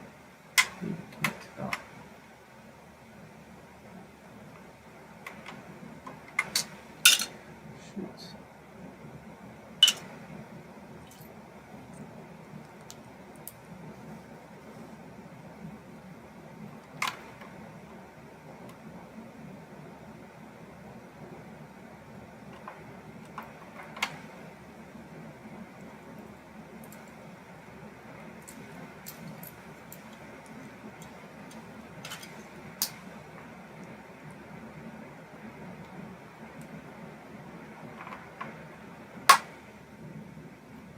Good alignment and good alignment.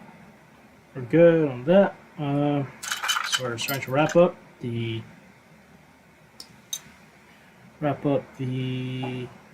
CH4 tank, which basically is this top white part you see atop the thingy. That's basically what we're doing. Nothing too crazy. Yeah. I do apologize if I do sound a little tired. I have been working on these models for quite a few hours now. Yeah, it's been a quite a long, not quite a long time, quite a long day of building, and lots of building still rests ahead of us to get a lot done tonight, essentially. The next thing I think I'm gonna do after this is the chopsticks, but I could be wrong. I have to double check on the list of things I have to do to list of upgrades I have to make to the models, plural. So yeah. So to kind of recap what we have done so far, we were working on Starship, sorry, Falcon 9, and more specifically, we reinforced the landing leg struts, which are basically these diagonal poles that rest atop the landing legs that take a lot of the weights or the mass, or the mass of the Falcon 9 vehicle, essentially. And so, yeah, that's basically what we've been doing throughout the night, working on Falcon 9, and currently completely rebuilding Starship from quite literally the ground up. And this opportunity has allowed me to add a lot of details into it, change the design in specific places, and add upgrades to the vehicle. And so it's quite cool to have been able to rebuild this, despite it having taken a very, very long time.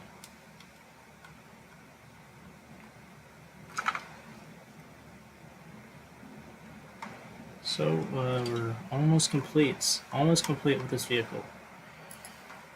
Oh man.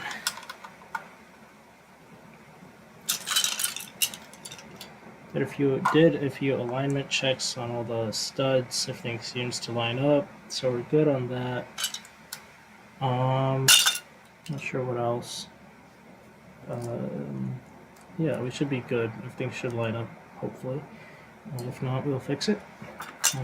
That is Lego after all.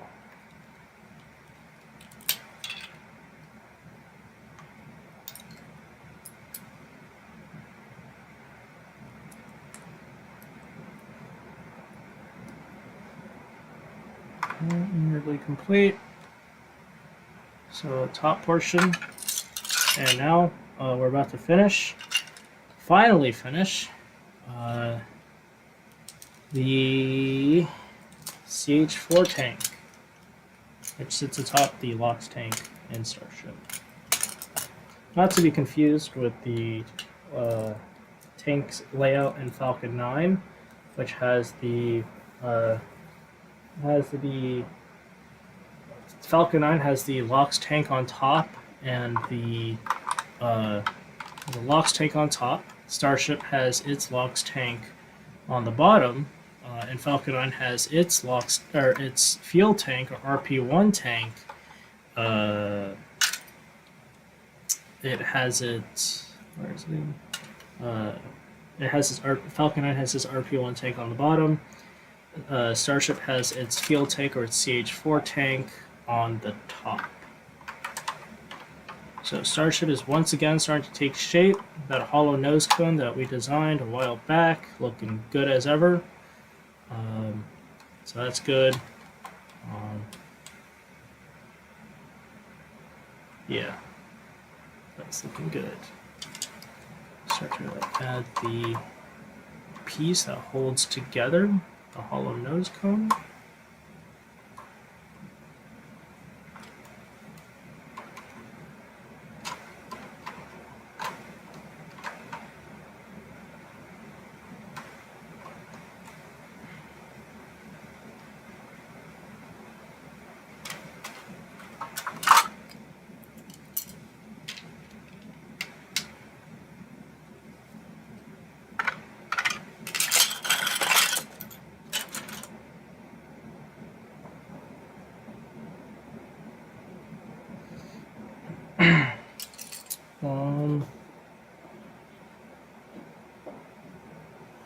Let's see. Alright, so for those just joining us, we are wrapping up the build on Lego Starship. As you can see, the vehicle is starting to take shape. The hollow nose cone, which you can see on the very top, followed by the CH4 and the LOX tank. And then, of course, the installation of 9 Raptor engines, 6 vacuum optimized Raptor engines, and 3 sea level optimized Raptor engines. So we're wrapping that up. And so the vehicle is once again starting to take its iconic shape after I tore it apart to add some structural upgrades and install the 9 Raptor engines. Starting to take shape, and yeah, it's been a long build, a lot because I had to redesign a lot and figure out where everything else goes now.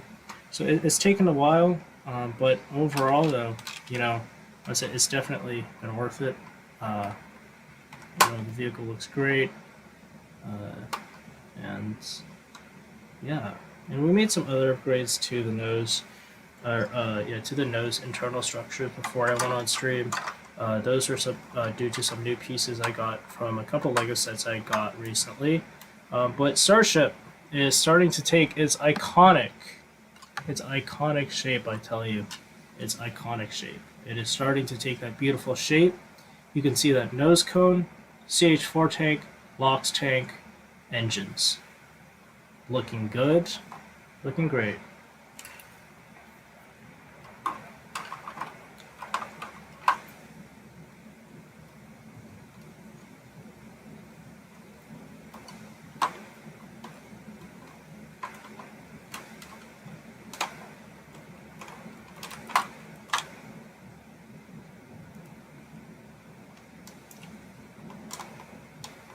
Oh man, it looks beautiful. It looks beautiful. It has been a long day of building, but it is finally all coming together, which is awesome. Love it when things finally come together.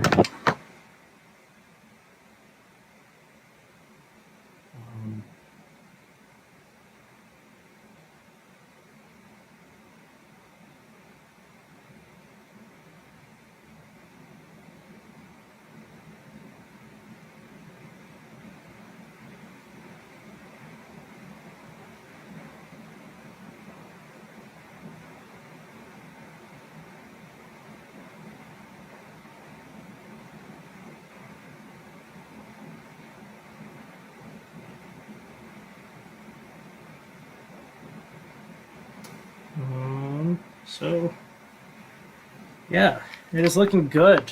It is looking good, I'll tell you. It's looking very good. It's been a lot. It's been a lot of work, a lot of redoing a lot of things, sorting out, not sorting out, but kind of just when you change one thing in Lego, you got to change a million other things, essentially. Yeah, so it's starting to take shape, which looks great. Let me change this real quick. There we go. Oh, it always does that. So it's starting to take shape. Now, notably, this vehicle has a hollow nose cone. So all of this area here actually opens up, and this is the payload door that goes basically on it. And the payload door can pivot open, which is really cool. Something I designed into it, so I can match what SpaceX at the time said that Starship would be able to do with the with the payload to orbit capability and deployment style. So we are almost complete. That's great. Oh nope, I put that on wrong. There we go. Let's put this over here. Come on, easy does it. Easy does it. Come on, let it go in there. There we go. Click. Satisfying click of Lego.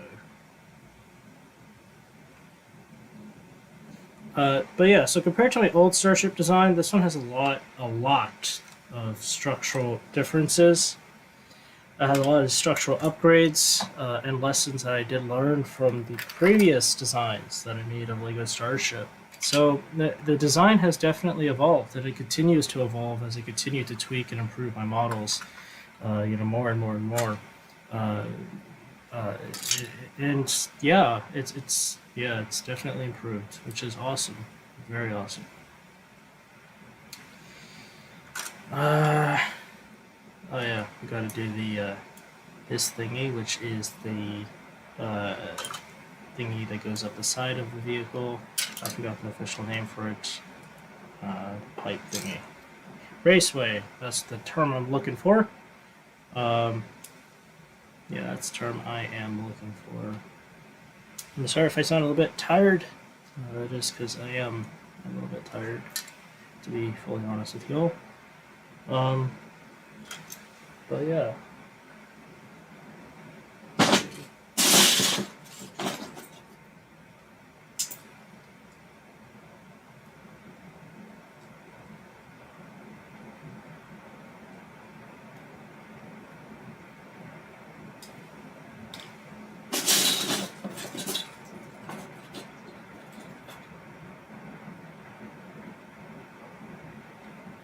Alright.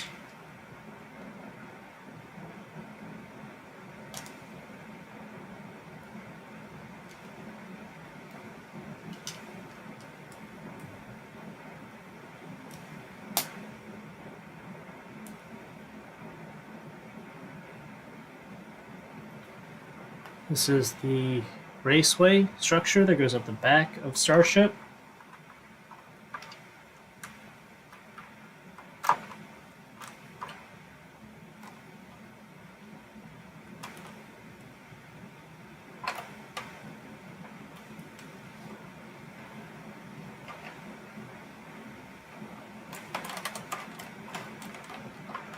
Connects together quite beautifully.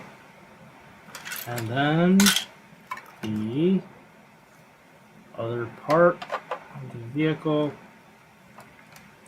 the last outer shell, clicks in just like that. And there we go. We got Starship. We got Starship for sure. And then nose cone, payload door, essentially, goes right on top. It just clicks in right here. Essentially, this one's kind of loose though. Might need to change that a bit. Just a tidbit, maybe. Raise it up. Oh no, I see what that means. I don't like how that is kind of. When you connect plates like that, they tend to do that. It's very It's very sad. It's very unfortunate.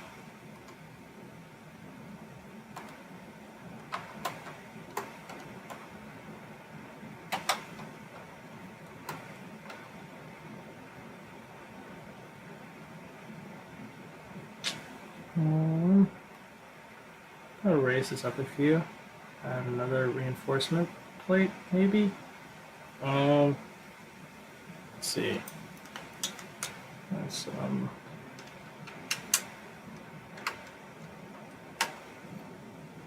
here. Another piece right here. I'll put a piece here. I'll put another piece here.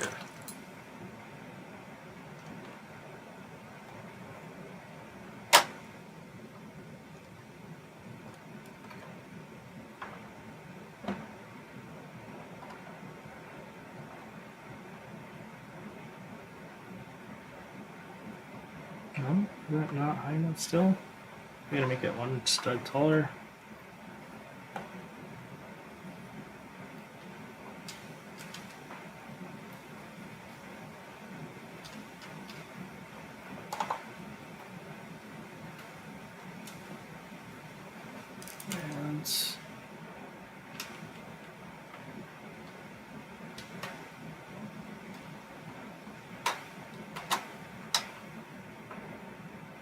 Yeah, that's too tall.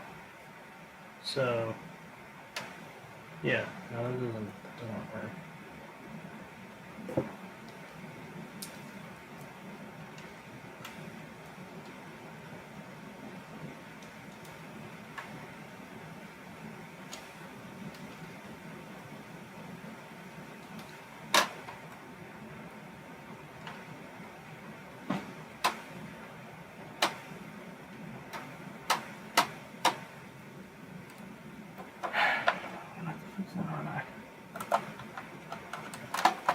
Let's take a look at what's going on inside.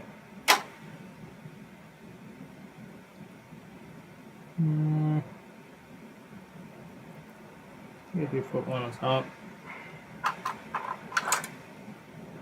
Put one on top. It should be fine. Some of these things on top. Is it okay? Yeah, it should be fine. So we put one of those on top, and then I'd scoot that up by one stud. That's not too much of an impact. That will be fine. There. That should be good. Okay, so we do got to make some small adjustments due to some issues with the plates. So we'll take this off real quick. Oh, crud. Just need to go to the top section parts. And then, I actually don't even need to change that much, really. I just need to remove these blue 1x2 tiles inside. Like this.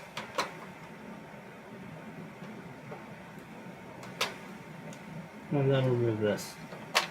Here. And then we put this in.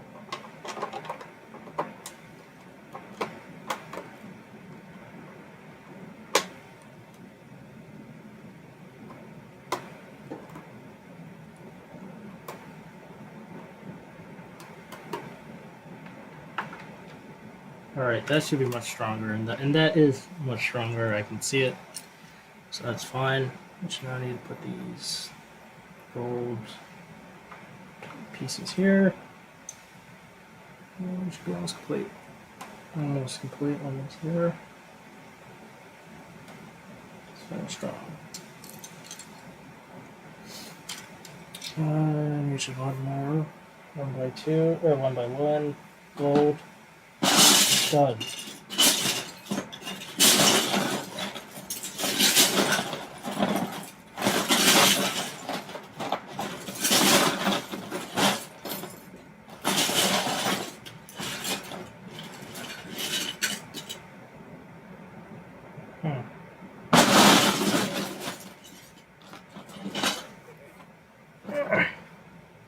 That one in there.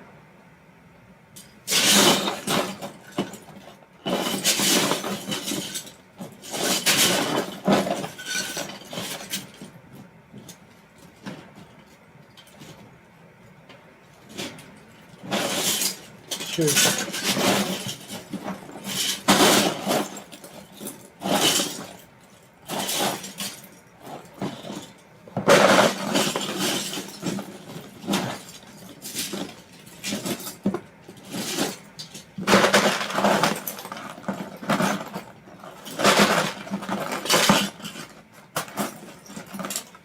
Got a visual on the gold stove.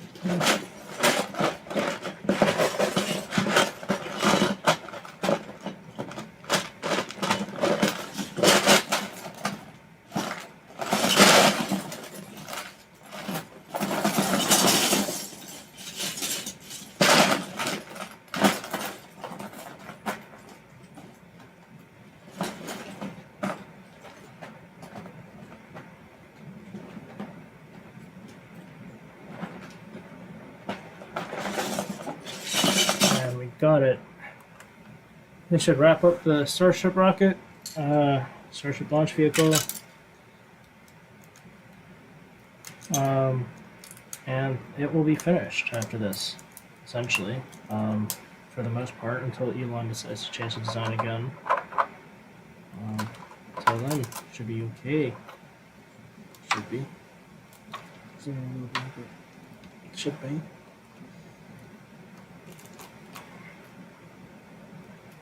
Is that thing on? That was on both. Okay, that's good. I think this one is good. Go ahead and attach this to here. Put this together. And now attach the nose cone once again.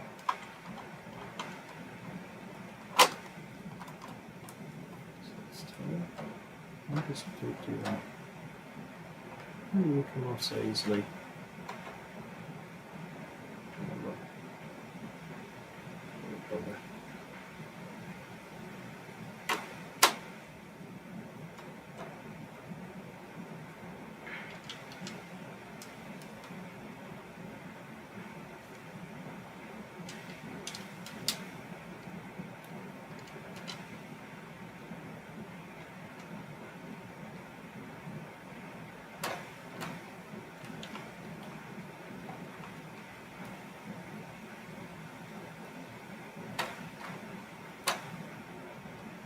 That's too tall though. It's very unusual. It's like, what?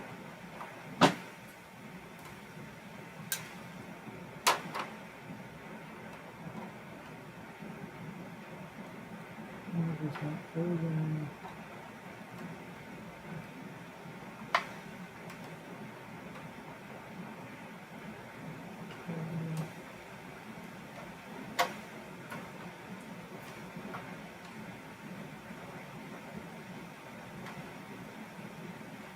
Alright, Lego Starship is complete.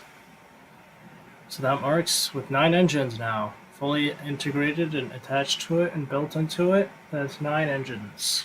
So that's finished. And yeah, I'm gonna be taking another break. We'll then get on to what is the next thing on our list of things we gotta do.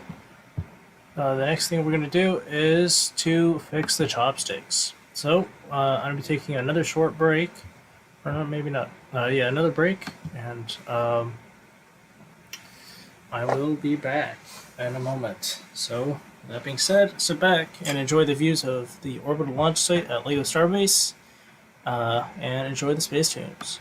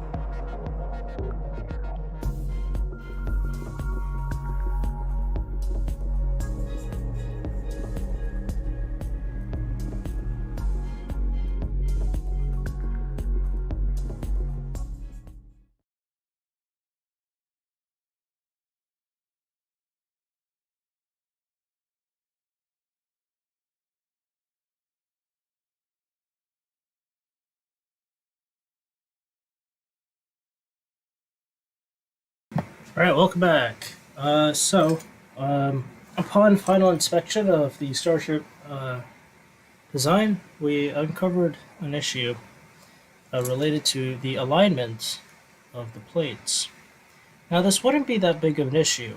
However, the reason why this is an issue is due to the fact that the nose cone can't lock itself closed because of how this design differs from the other one, in that the top dome of the CH4 tank in the previous design was half of a Lego plate taller or higher than in this design, where in this design, the top of the CH4 tank is half of a Lego plate shorter. And so as a result of this, the way the previous mechanism used to work is a bit, well, it doesn't work anymore because, well, yeah, it doesn't work anymore because the old design basically, yeah, basically doesn't work. So what we got to do is we got to find basically how to make a new design that will work essentially for this. And so that is what the issue is right now. And so currently I'm looking at the vehicle, trying to brainstorm ideas of new mechanisms that I can use to lock the nose cone closed. And I think I have a few ideas. But now, ideally, we'd be working on the chopsticks right now. However, this issue is bugging me. And so I do want to try to tackle it, at least a little bit, because also in the chat I typed chipsticks, which is hilarious. And yeah, so we're working through this. I'm trying to figure out what I could do to arrangements of bricks and pieces that could be used potentially to solve this issue. Legos, they're fun, but they are also very challenging. And you have to work within the limitations of the Lego brick. I mean, we're working with a interlocking brick system, and we're building circles out of it. So that kind of goes to show kind of the difference and kind of challenges that building stuff like this, puts forth. And it is due to this that that building these vehicles is so entirely difficult. Now, obviously, the nose cone works. It's just it doesn't lock closed, and I could ignore that. I could be like, okay, screw it. No nose cone locking feature. It can still swing open freely. Do whatever. But personally, I don't like that idea.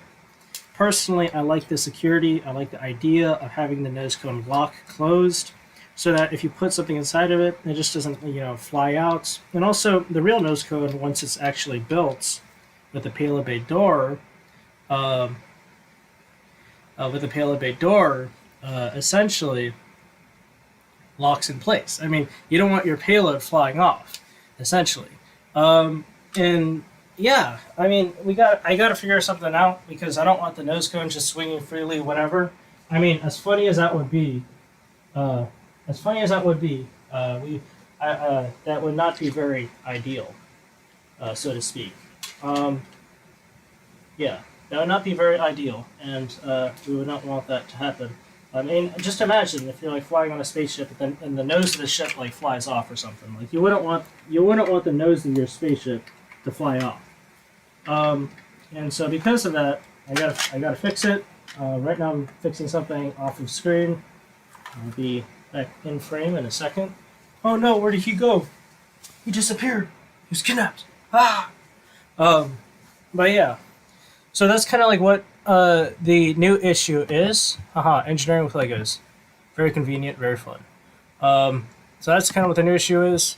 And yeah, so we have Starship, and the problem is with its nose cone, essentially. And yeah, also, yeah, new lighting aesthetic, because haha, nighttime, why not? give it more of a creepy vibe. I don't know. Man, why do Legos have to be so challenging? Um, it's a brick system. You're not supposed to build functional stuff out of Legos. There's just a toy. Builds functional stuff anyways. But yeah, if y'all have any questions regarding, Legos or just, space travel in general, I'll be down to answer your questions. And yeah, this could be a long stream, by the way. I don't intend on ending it anytime soon. There's lots of work to do at Lego Starbase. Starbase never sleeps, and also I'm not tired, so I'm not. Yeah. So yeah, there's that too. Oh shoot. Starship reminds you of the space shuttle. Yeah, it really does. It's funny because the design keeps on shifting more and more and more like the space shuttle. Whenever Elon Musk posts or says something new, like they're changing in it, it literally just it's slowly morphing into the space shuttle, and then it's finally going to become the space shuttle. It will transcend. It's 2 a.m. for you or 3 a.m. for you. Are you on the you're on the East Coast? No, you're in the CST time zone, aren't you? Because you're 2 hours ahead. 3 hours would be the East Coast. It's 12. Oh no, you're on the East Coast. Yeah, that's cool. That's cool, man. I used to be on the East Coast. Now I am not on the East Coast. I am somewhere on planet Earth. But yeah, gotta love doing Legos at a ridiculous hour. I don't know what happened with this camera. Why this one looks like it's like black and white. Like what the heck? But yeah, that one's fun. All right, here you get a pretty cool zoom in shot of Starship. Fun. Multiple cameras. Fun fact about the camera setup: I literally just have a bunch of old phones that I used to have. And I'm literally just using those for the cameras for this live stream. It's actually pretty cool. You can do that.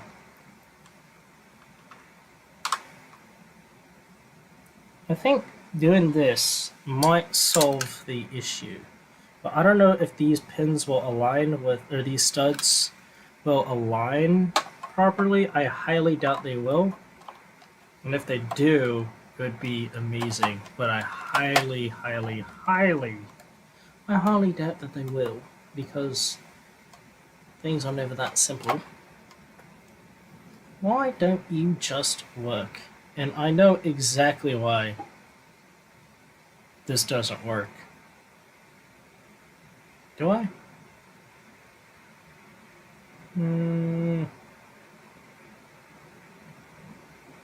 Yeah. Yeah, I know why. I know why we have the issue with the nose cone. Oh man, it's because I changed the base of the rocket, and so everything that was stacked on top made it slightly lower. The height of the rocket hasn't changed. The interior placement of the actual interior structure actually is what changed. Now, if I can find a way to cancel that out without having to tear the entire thing apart and rebuild the entire thing, that would be a miracle. Or if I could just figure out a way to lock the nose cone. But what options do I have? This is the nose cone, by the way. This is the nose cone. And the nose cone, basically, and this is the interior of the nose, essentially. And so they kind of just come in,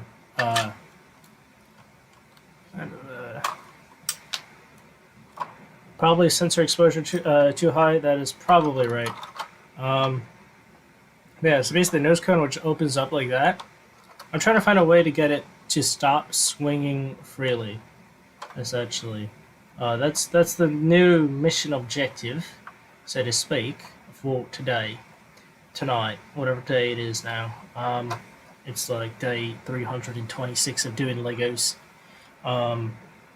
Yeah. So that's what's going on. I don't think I'm too lazy to change the interior structure. It is what it is. So now I actually have to design a new locking system for the nose cone that is very different than what I used to have. But fun facts about Starship's nose cone, as we talk about Starship's nose cone, good segue. Starship's nose basically doesn't open up like a normal rocket's payload fairings, like how they split apart. Starship's nose, actually, nobody has any idea how the real thing is going to work. We only have renders and animations done by artists who are not engineers. So that's that. So I don't really know exactly how Starship's nose will work. So what I built could be entirely wrong, and then that'd be really sad. Which would be like a bummer. It would be a very big bummer. Is that all the way in? No. Yes. Yes, it is.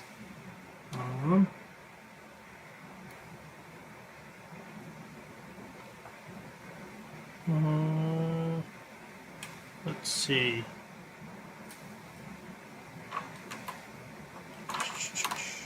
That's not right. That's wrong. Okay. Put this here.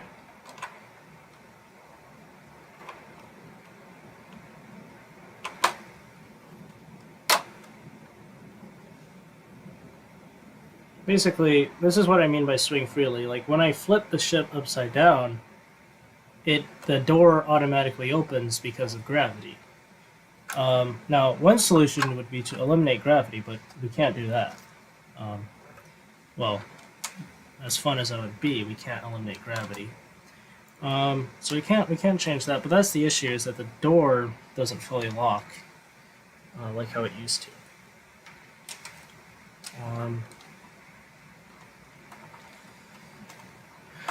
Okay. Let's see what we come up with here. See what we got to do. What we got to do is to find a way for this to lock all together. Oh, wait, I think I have an idea. Oh shit. Oh crap. No. Those roughly align? Roughly. I think I have an idea. I have an idea. It actually might be a pretty smart idea. Basically, to create a locking mechanism for the nose cone for Lego Starship, I'm going to derive, or basically use, the same kind of technique I used on Lego Falcon 9. Now, Lego Falcon 9's payload fairings are basically held together via essentially two little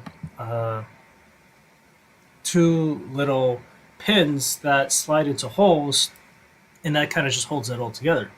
And so that for the Lego model, that's how the fairings don't come apart. And actually, I have the fairings right here, and you can actually see closely. Those are the pins, those tan pieces. And then if you look closely over here, these holes, those red holes, that's where those pins go into, essentially. So maybe if I do something like that for Lego Starship, but something a bit smaller scale, that could work. Now, I don't know, it could be an illegal building technique, but at this point, my builds probably have countless illegal building techniques since they stress the heck out of the Lego parts.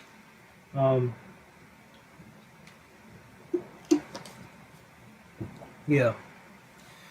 But you might be wondering, what exactly is an illegal building technique? Well, an illegal building technique is something that puts unnecessary strain on a Lego brick that it wasn't necessarily designed for. Well, I am building stuff that Legos weren't designed for, so yeah, probably a lot of this stuff is quite extreme.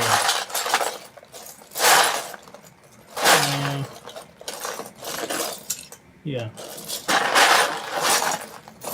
So what I'm thinking is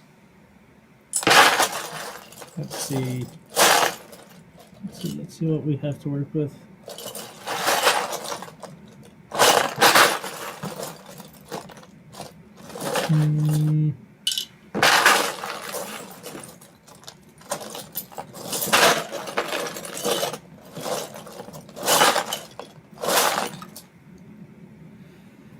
Let's move this over here. Oh, there we go.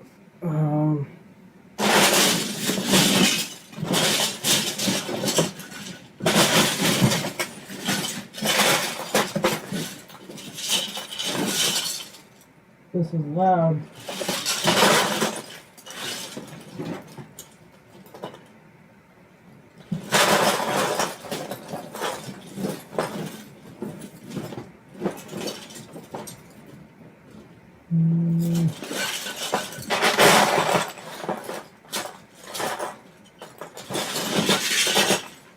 Let's see. Hello, welcome to the chat. You're watching the construction of Lego Starship. Today we did a lot, actually. We've done a lot. I built a bunch of really big Lego rockets. If you don't know that, now you do. And so throughout the day, I've been upgrading the models, adding long-needed repairs, and just changing things that I've been wanting to change for a pretty long time. So that's basically what I've been doing today. And yeah.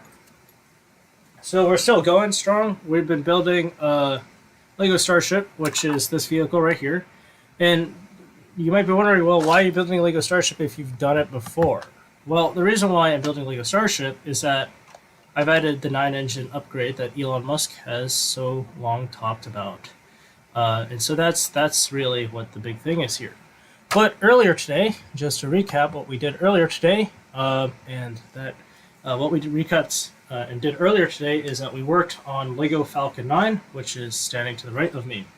Lego Falcon 9, this is the first stage of it. It also has the second stage, which is also next to me, is going to actually be getting its very own truss structure that supports the rocket during launch, and that is going to be one of the biggest structures I've ever built so far.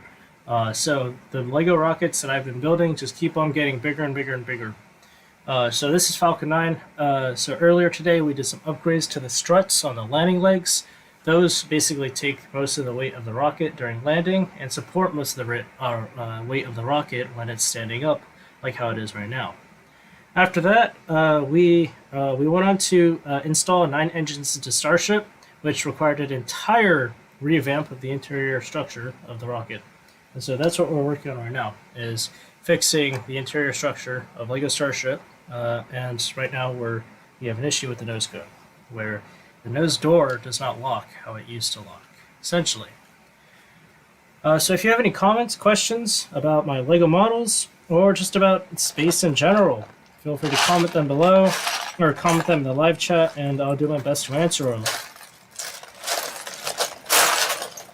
But yeah, so I'm currently looking for the pieces I need to create a locking mechanism for the nose cone. Because right now it swings freely if I were to hang it like upside down.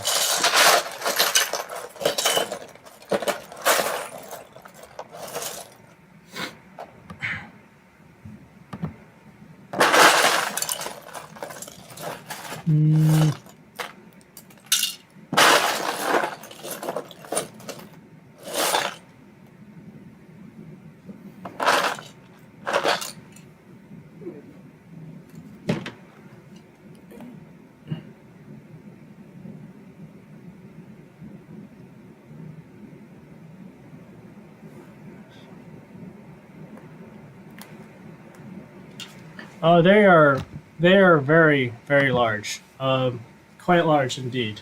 And that doesn't count the launch pad that's actually right in front of me that I was supposed to be working on right now, but delays and issues with what I'm trying to fix right now basically have pushed that back to later tonight.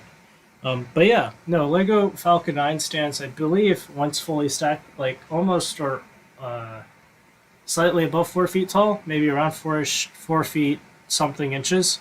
It's quite large. To give you some scale, I know the lighting is. Well, I don't know. I think the lighting is cool, but to give you some scale, I don't know if the camera will be able to pick this up.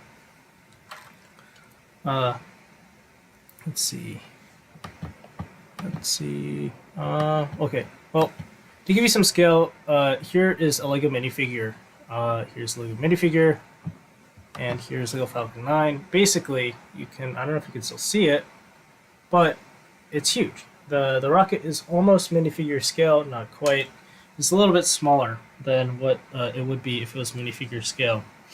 But yeah, that's pretty cool.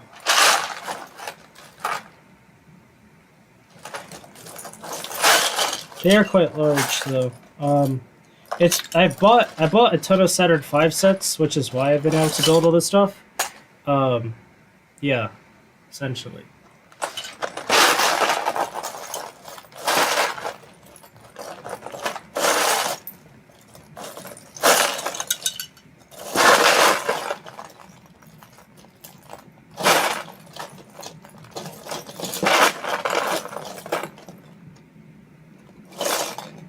Man, do I not have that piece?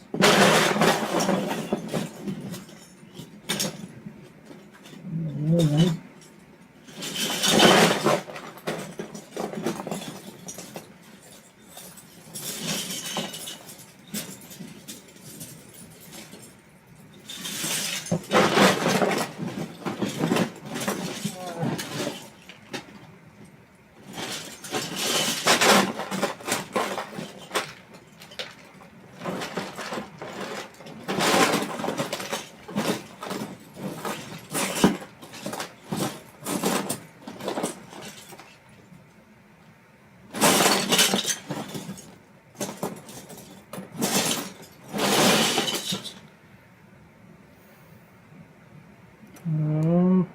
Let's see.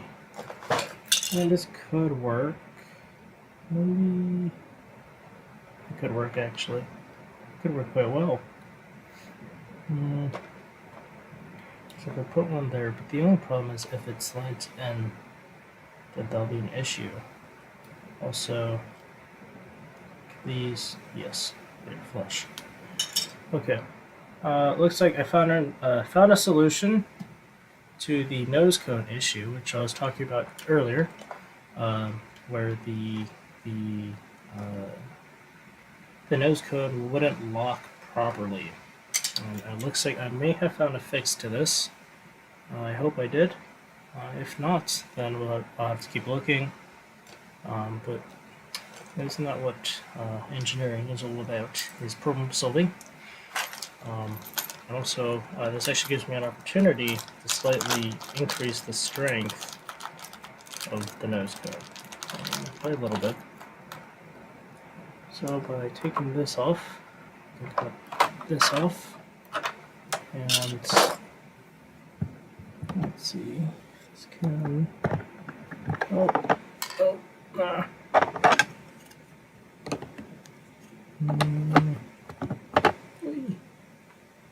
Let's see. Alright, so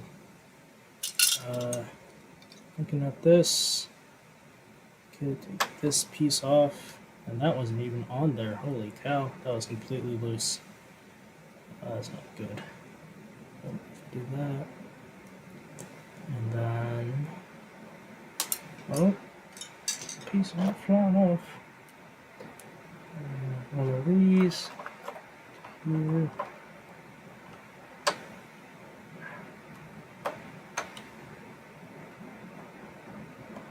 It should hopefully be tall enough to support the needs that I need for it. I have for it, hopefully.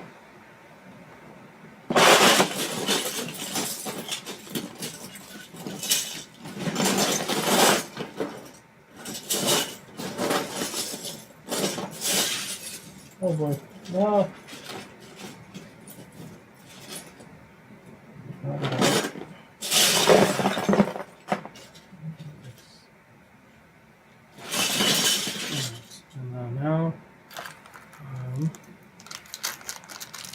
Let me go ahead and add this here. And add this piece to here. And that should go. Oh, came off. Ah. Oof.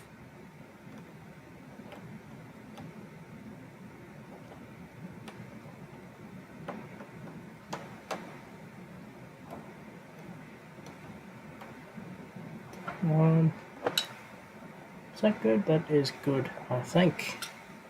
That should be fine.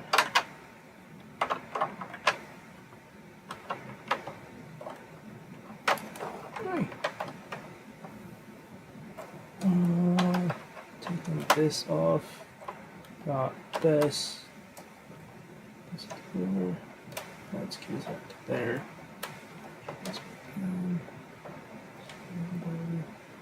Alright, the nose should be, this part should be okay. Now the hard part is getting these aligned. So what we're doing right now is this kind of out of frame. Let's see. Oh, here's a better shot. So this right here is the payload bay of Lego Starship. It's actually hollow, and this is the door for it. And so what I'm creating is I'm creating a way for the door to lock once it's closed, so that it doesn't swing freely all about, essentially, is what I'm trying to achieve here. And so a lot of my models, they're really big, but they're also designed to be just as functional as the real things, with the exception of launching to space. If I could launch into space, I would, essentially. Where did I put that piece? But yeah, essentially that is what I'm doing.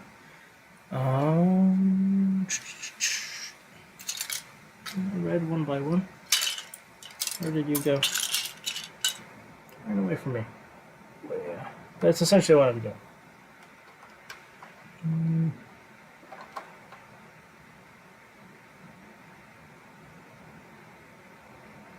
It should be good, hopefully.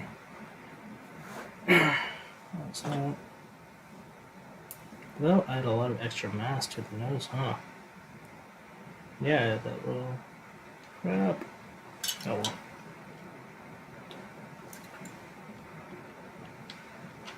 I think the vehicle is slightly heavier by a little bit.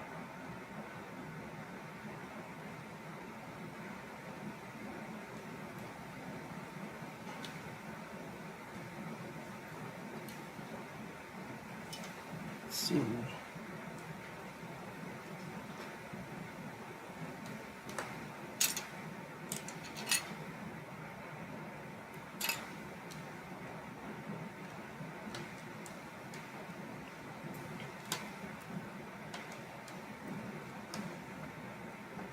Let's see if I installed one lock, and we're going to test that one lock, see if it even works, and then we'll install two if the system really does work. And if it doesn't, then I'll have to figure something else out. Where did I put the hinges? Oh, they're still there.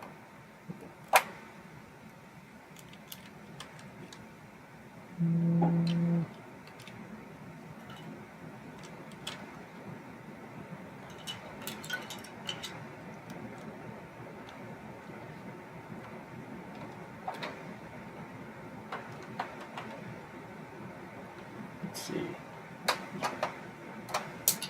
Oh, that came off.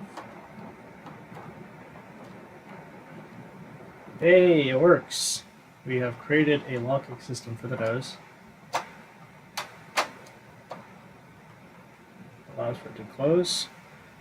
And yeah, so that is awesome.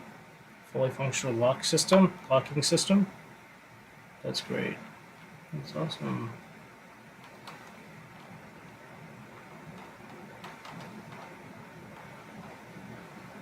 Okay. Oh, here it is. I'm gonna put this here. Let's do a little more gold window.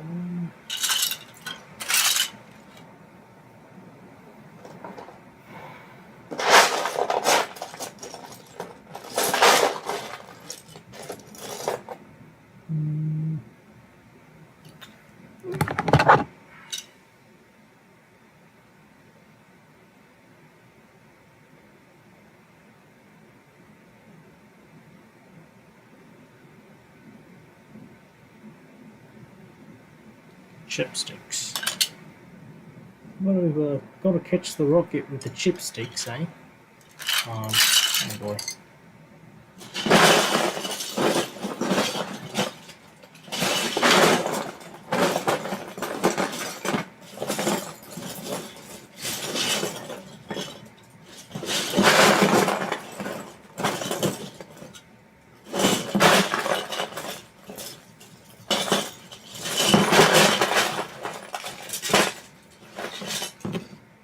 I'm literally looking for a tiny piece. A chip. Gotta catch the rocket with the chippy sticks, eh? The wood chips. The use wood chips to catch rockets. Not a bad idea. Great idea. Don't see what will go wrong. Nothing. That perfect idea. I don't see anything wrong with that idea. That would be cool.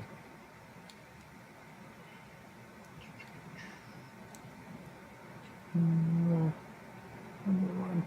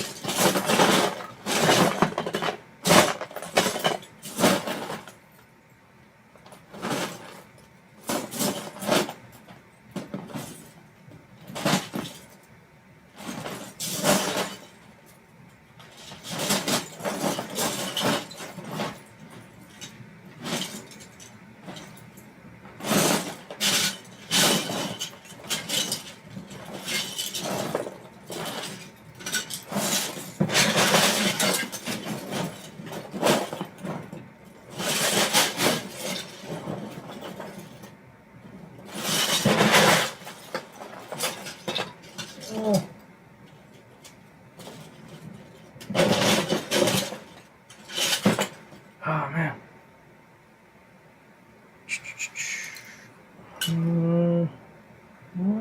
One more. I'll leave one more. It's not. It's not. There we go.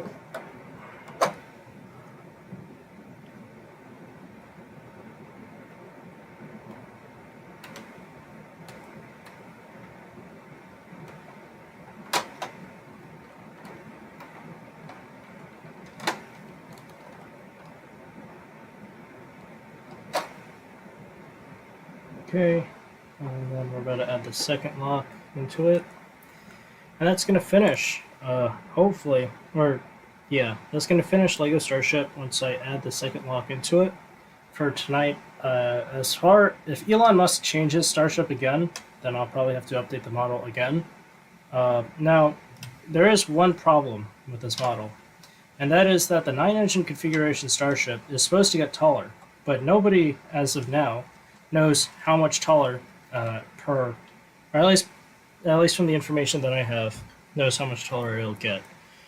So, hopefully, so for tonight, it's just gonna have 9 engines, and it will stay the same height. Though there are some nose code modifications that I wanted to make, not to the door, but to the actual pointy end of the rockets. Yeah. Whereas, yeah. Make the rocket more pointy, is what Elon Musk once actually asked SpaceX employees. He told them that it wasn't pointy enough, so they literally made it more pointy. True story, by the way. Let's see. So go in. Go in. And the nose is locked in place. You see, it does not dangle. The nose is locked in place. We have 9 engines. Lego Starship. Everybody, Lego Starship with 9 engines. Let's go. However, the mass of this rocket has changed quite substantially due to the upgrades, so I am very curious to see how the chopsticks will handle taking a either I don't remember the mass of this ship before the upgrades, so we'll have to find out when we do a test lift eventually. Or I've already done several test lifts. Okay, so finally, at 12:45 in the morning. Oh boy, Lego Starship is complete. Next up is the chopsticks for real this time. But before that, I'm gonna take a break because I need to clean up this floor, get ready to work on the chopsticks. So I will be back. So for now, yeah, I'll be back. So I'll be taking a quick break to set up to get ready for the chopsticks and clean up my area, and really plan out what I'm going to do with the chopsticks, and what other upgrades and things that I plan to do. And then once that's all finished, I think that there's one more thing that I need to do before I officially get started on building the TE for Falcon 9. Alright, so I'll be right back.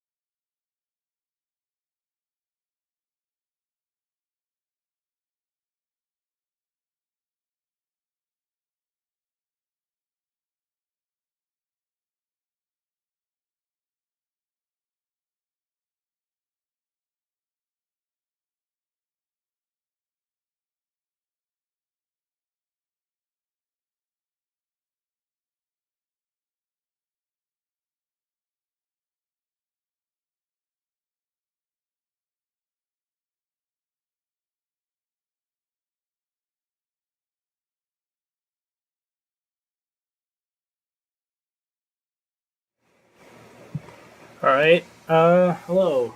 Welcome back. Sorry for the delay. One of the models fell over, so I had to fix that. Right now we're going to do a little bit of work on the chopsticks, and then after that we're going to call it a night. Because it's almost 2 a.m. On the Pacific Coast.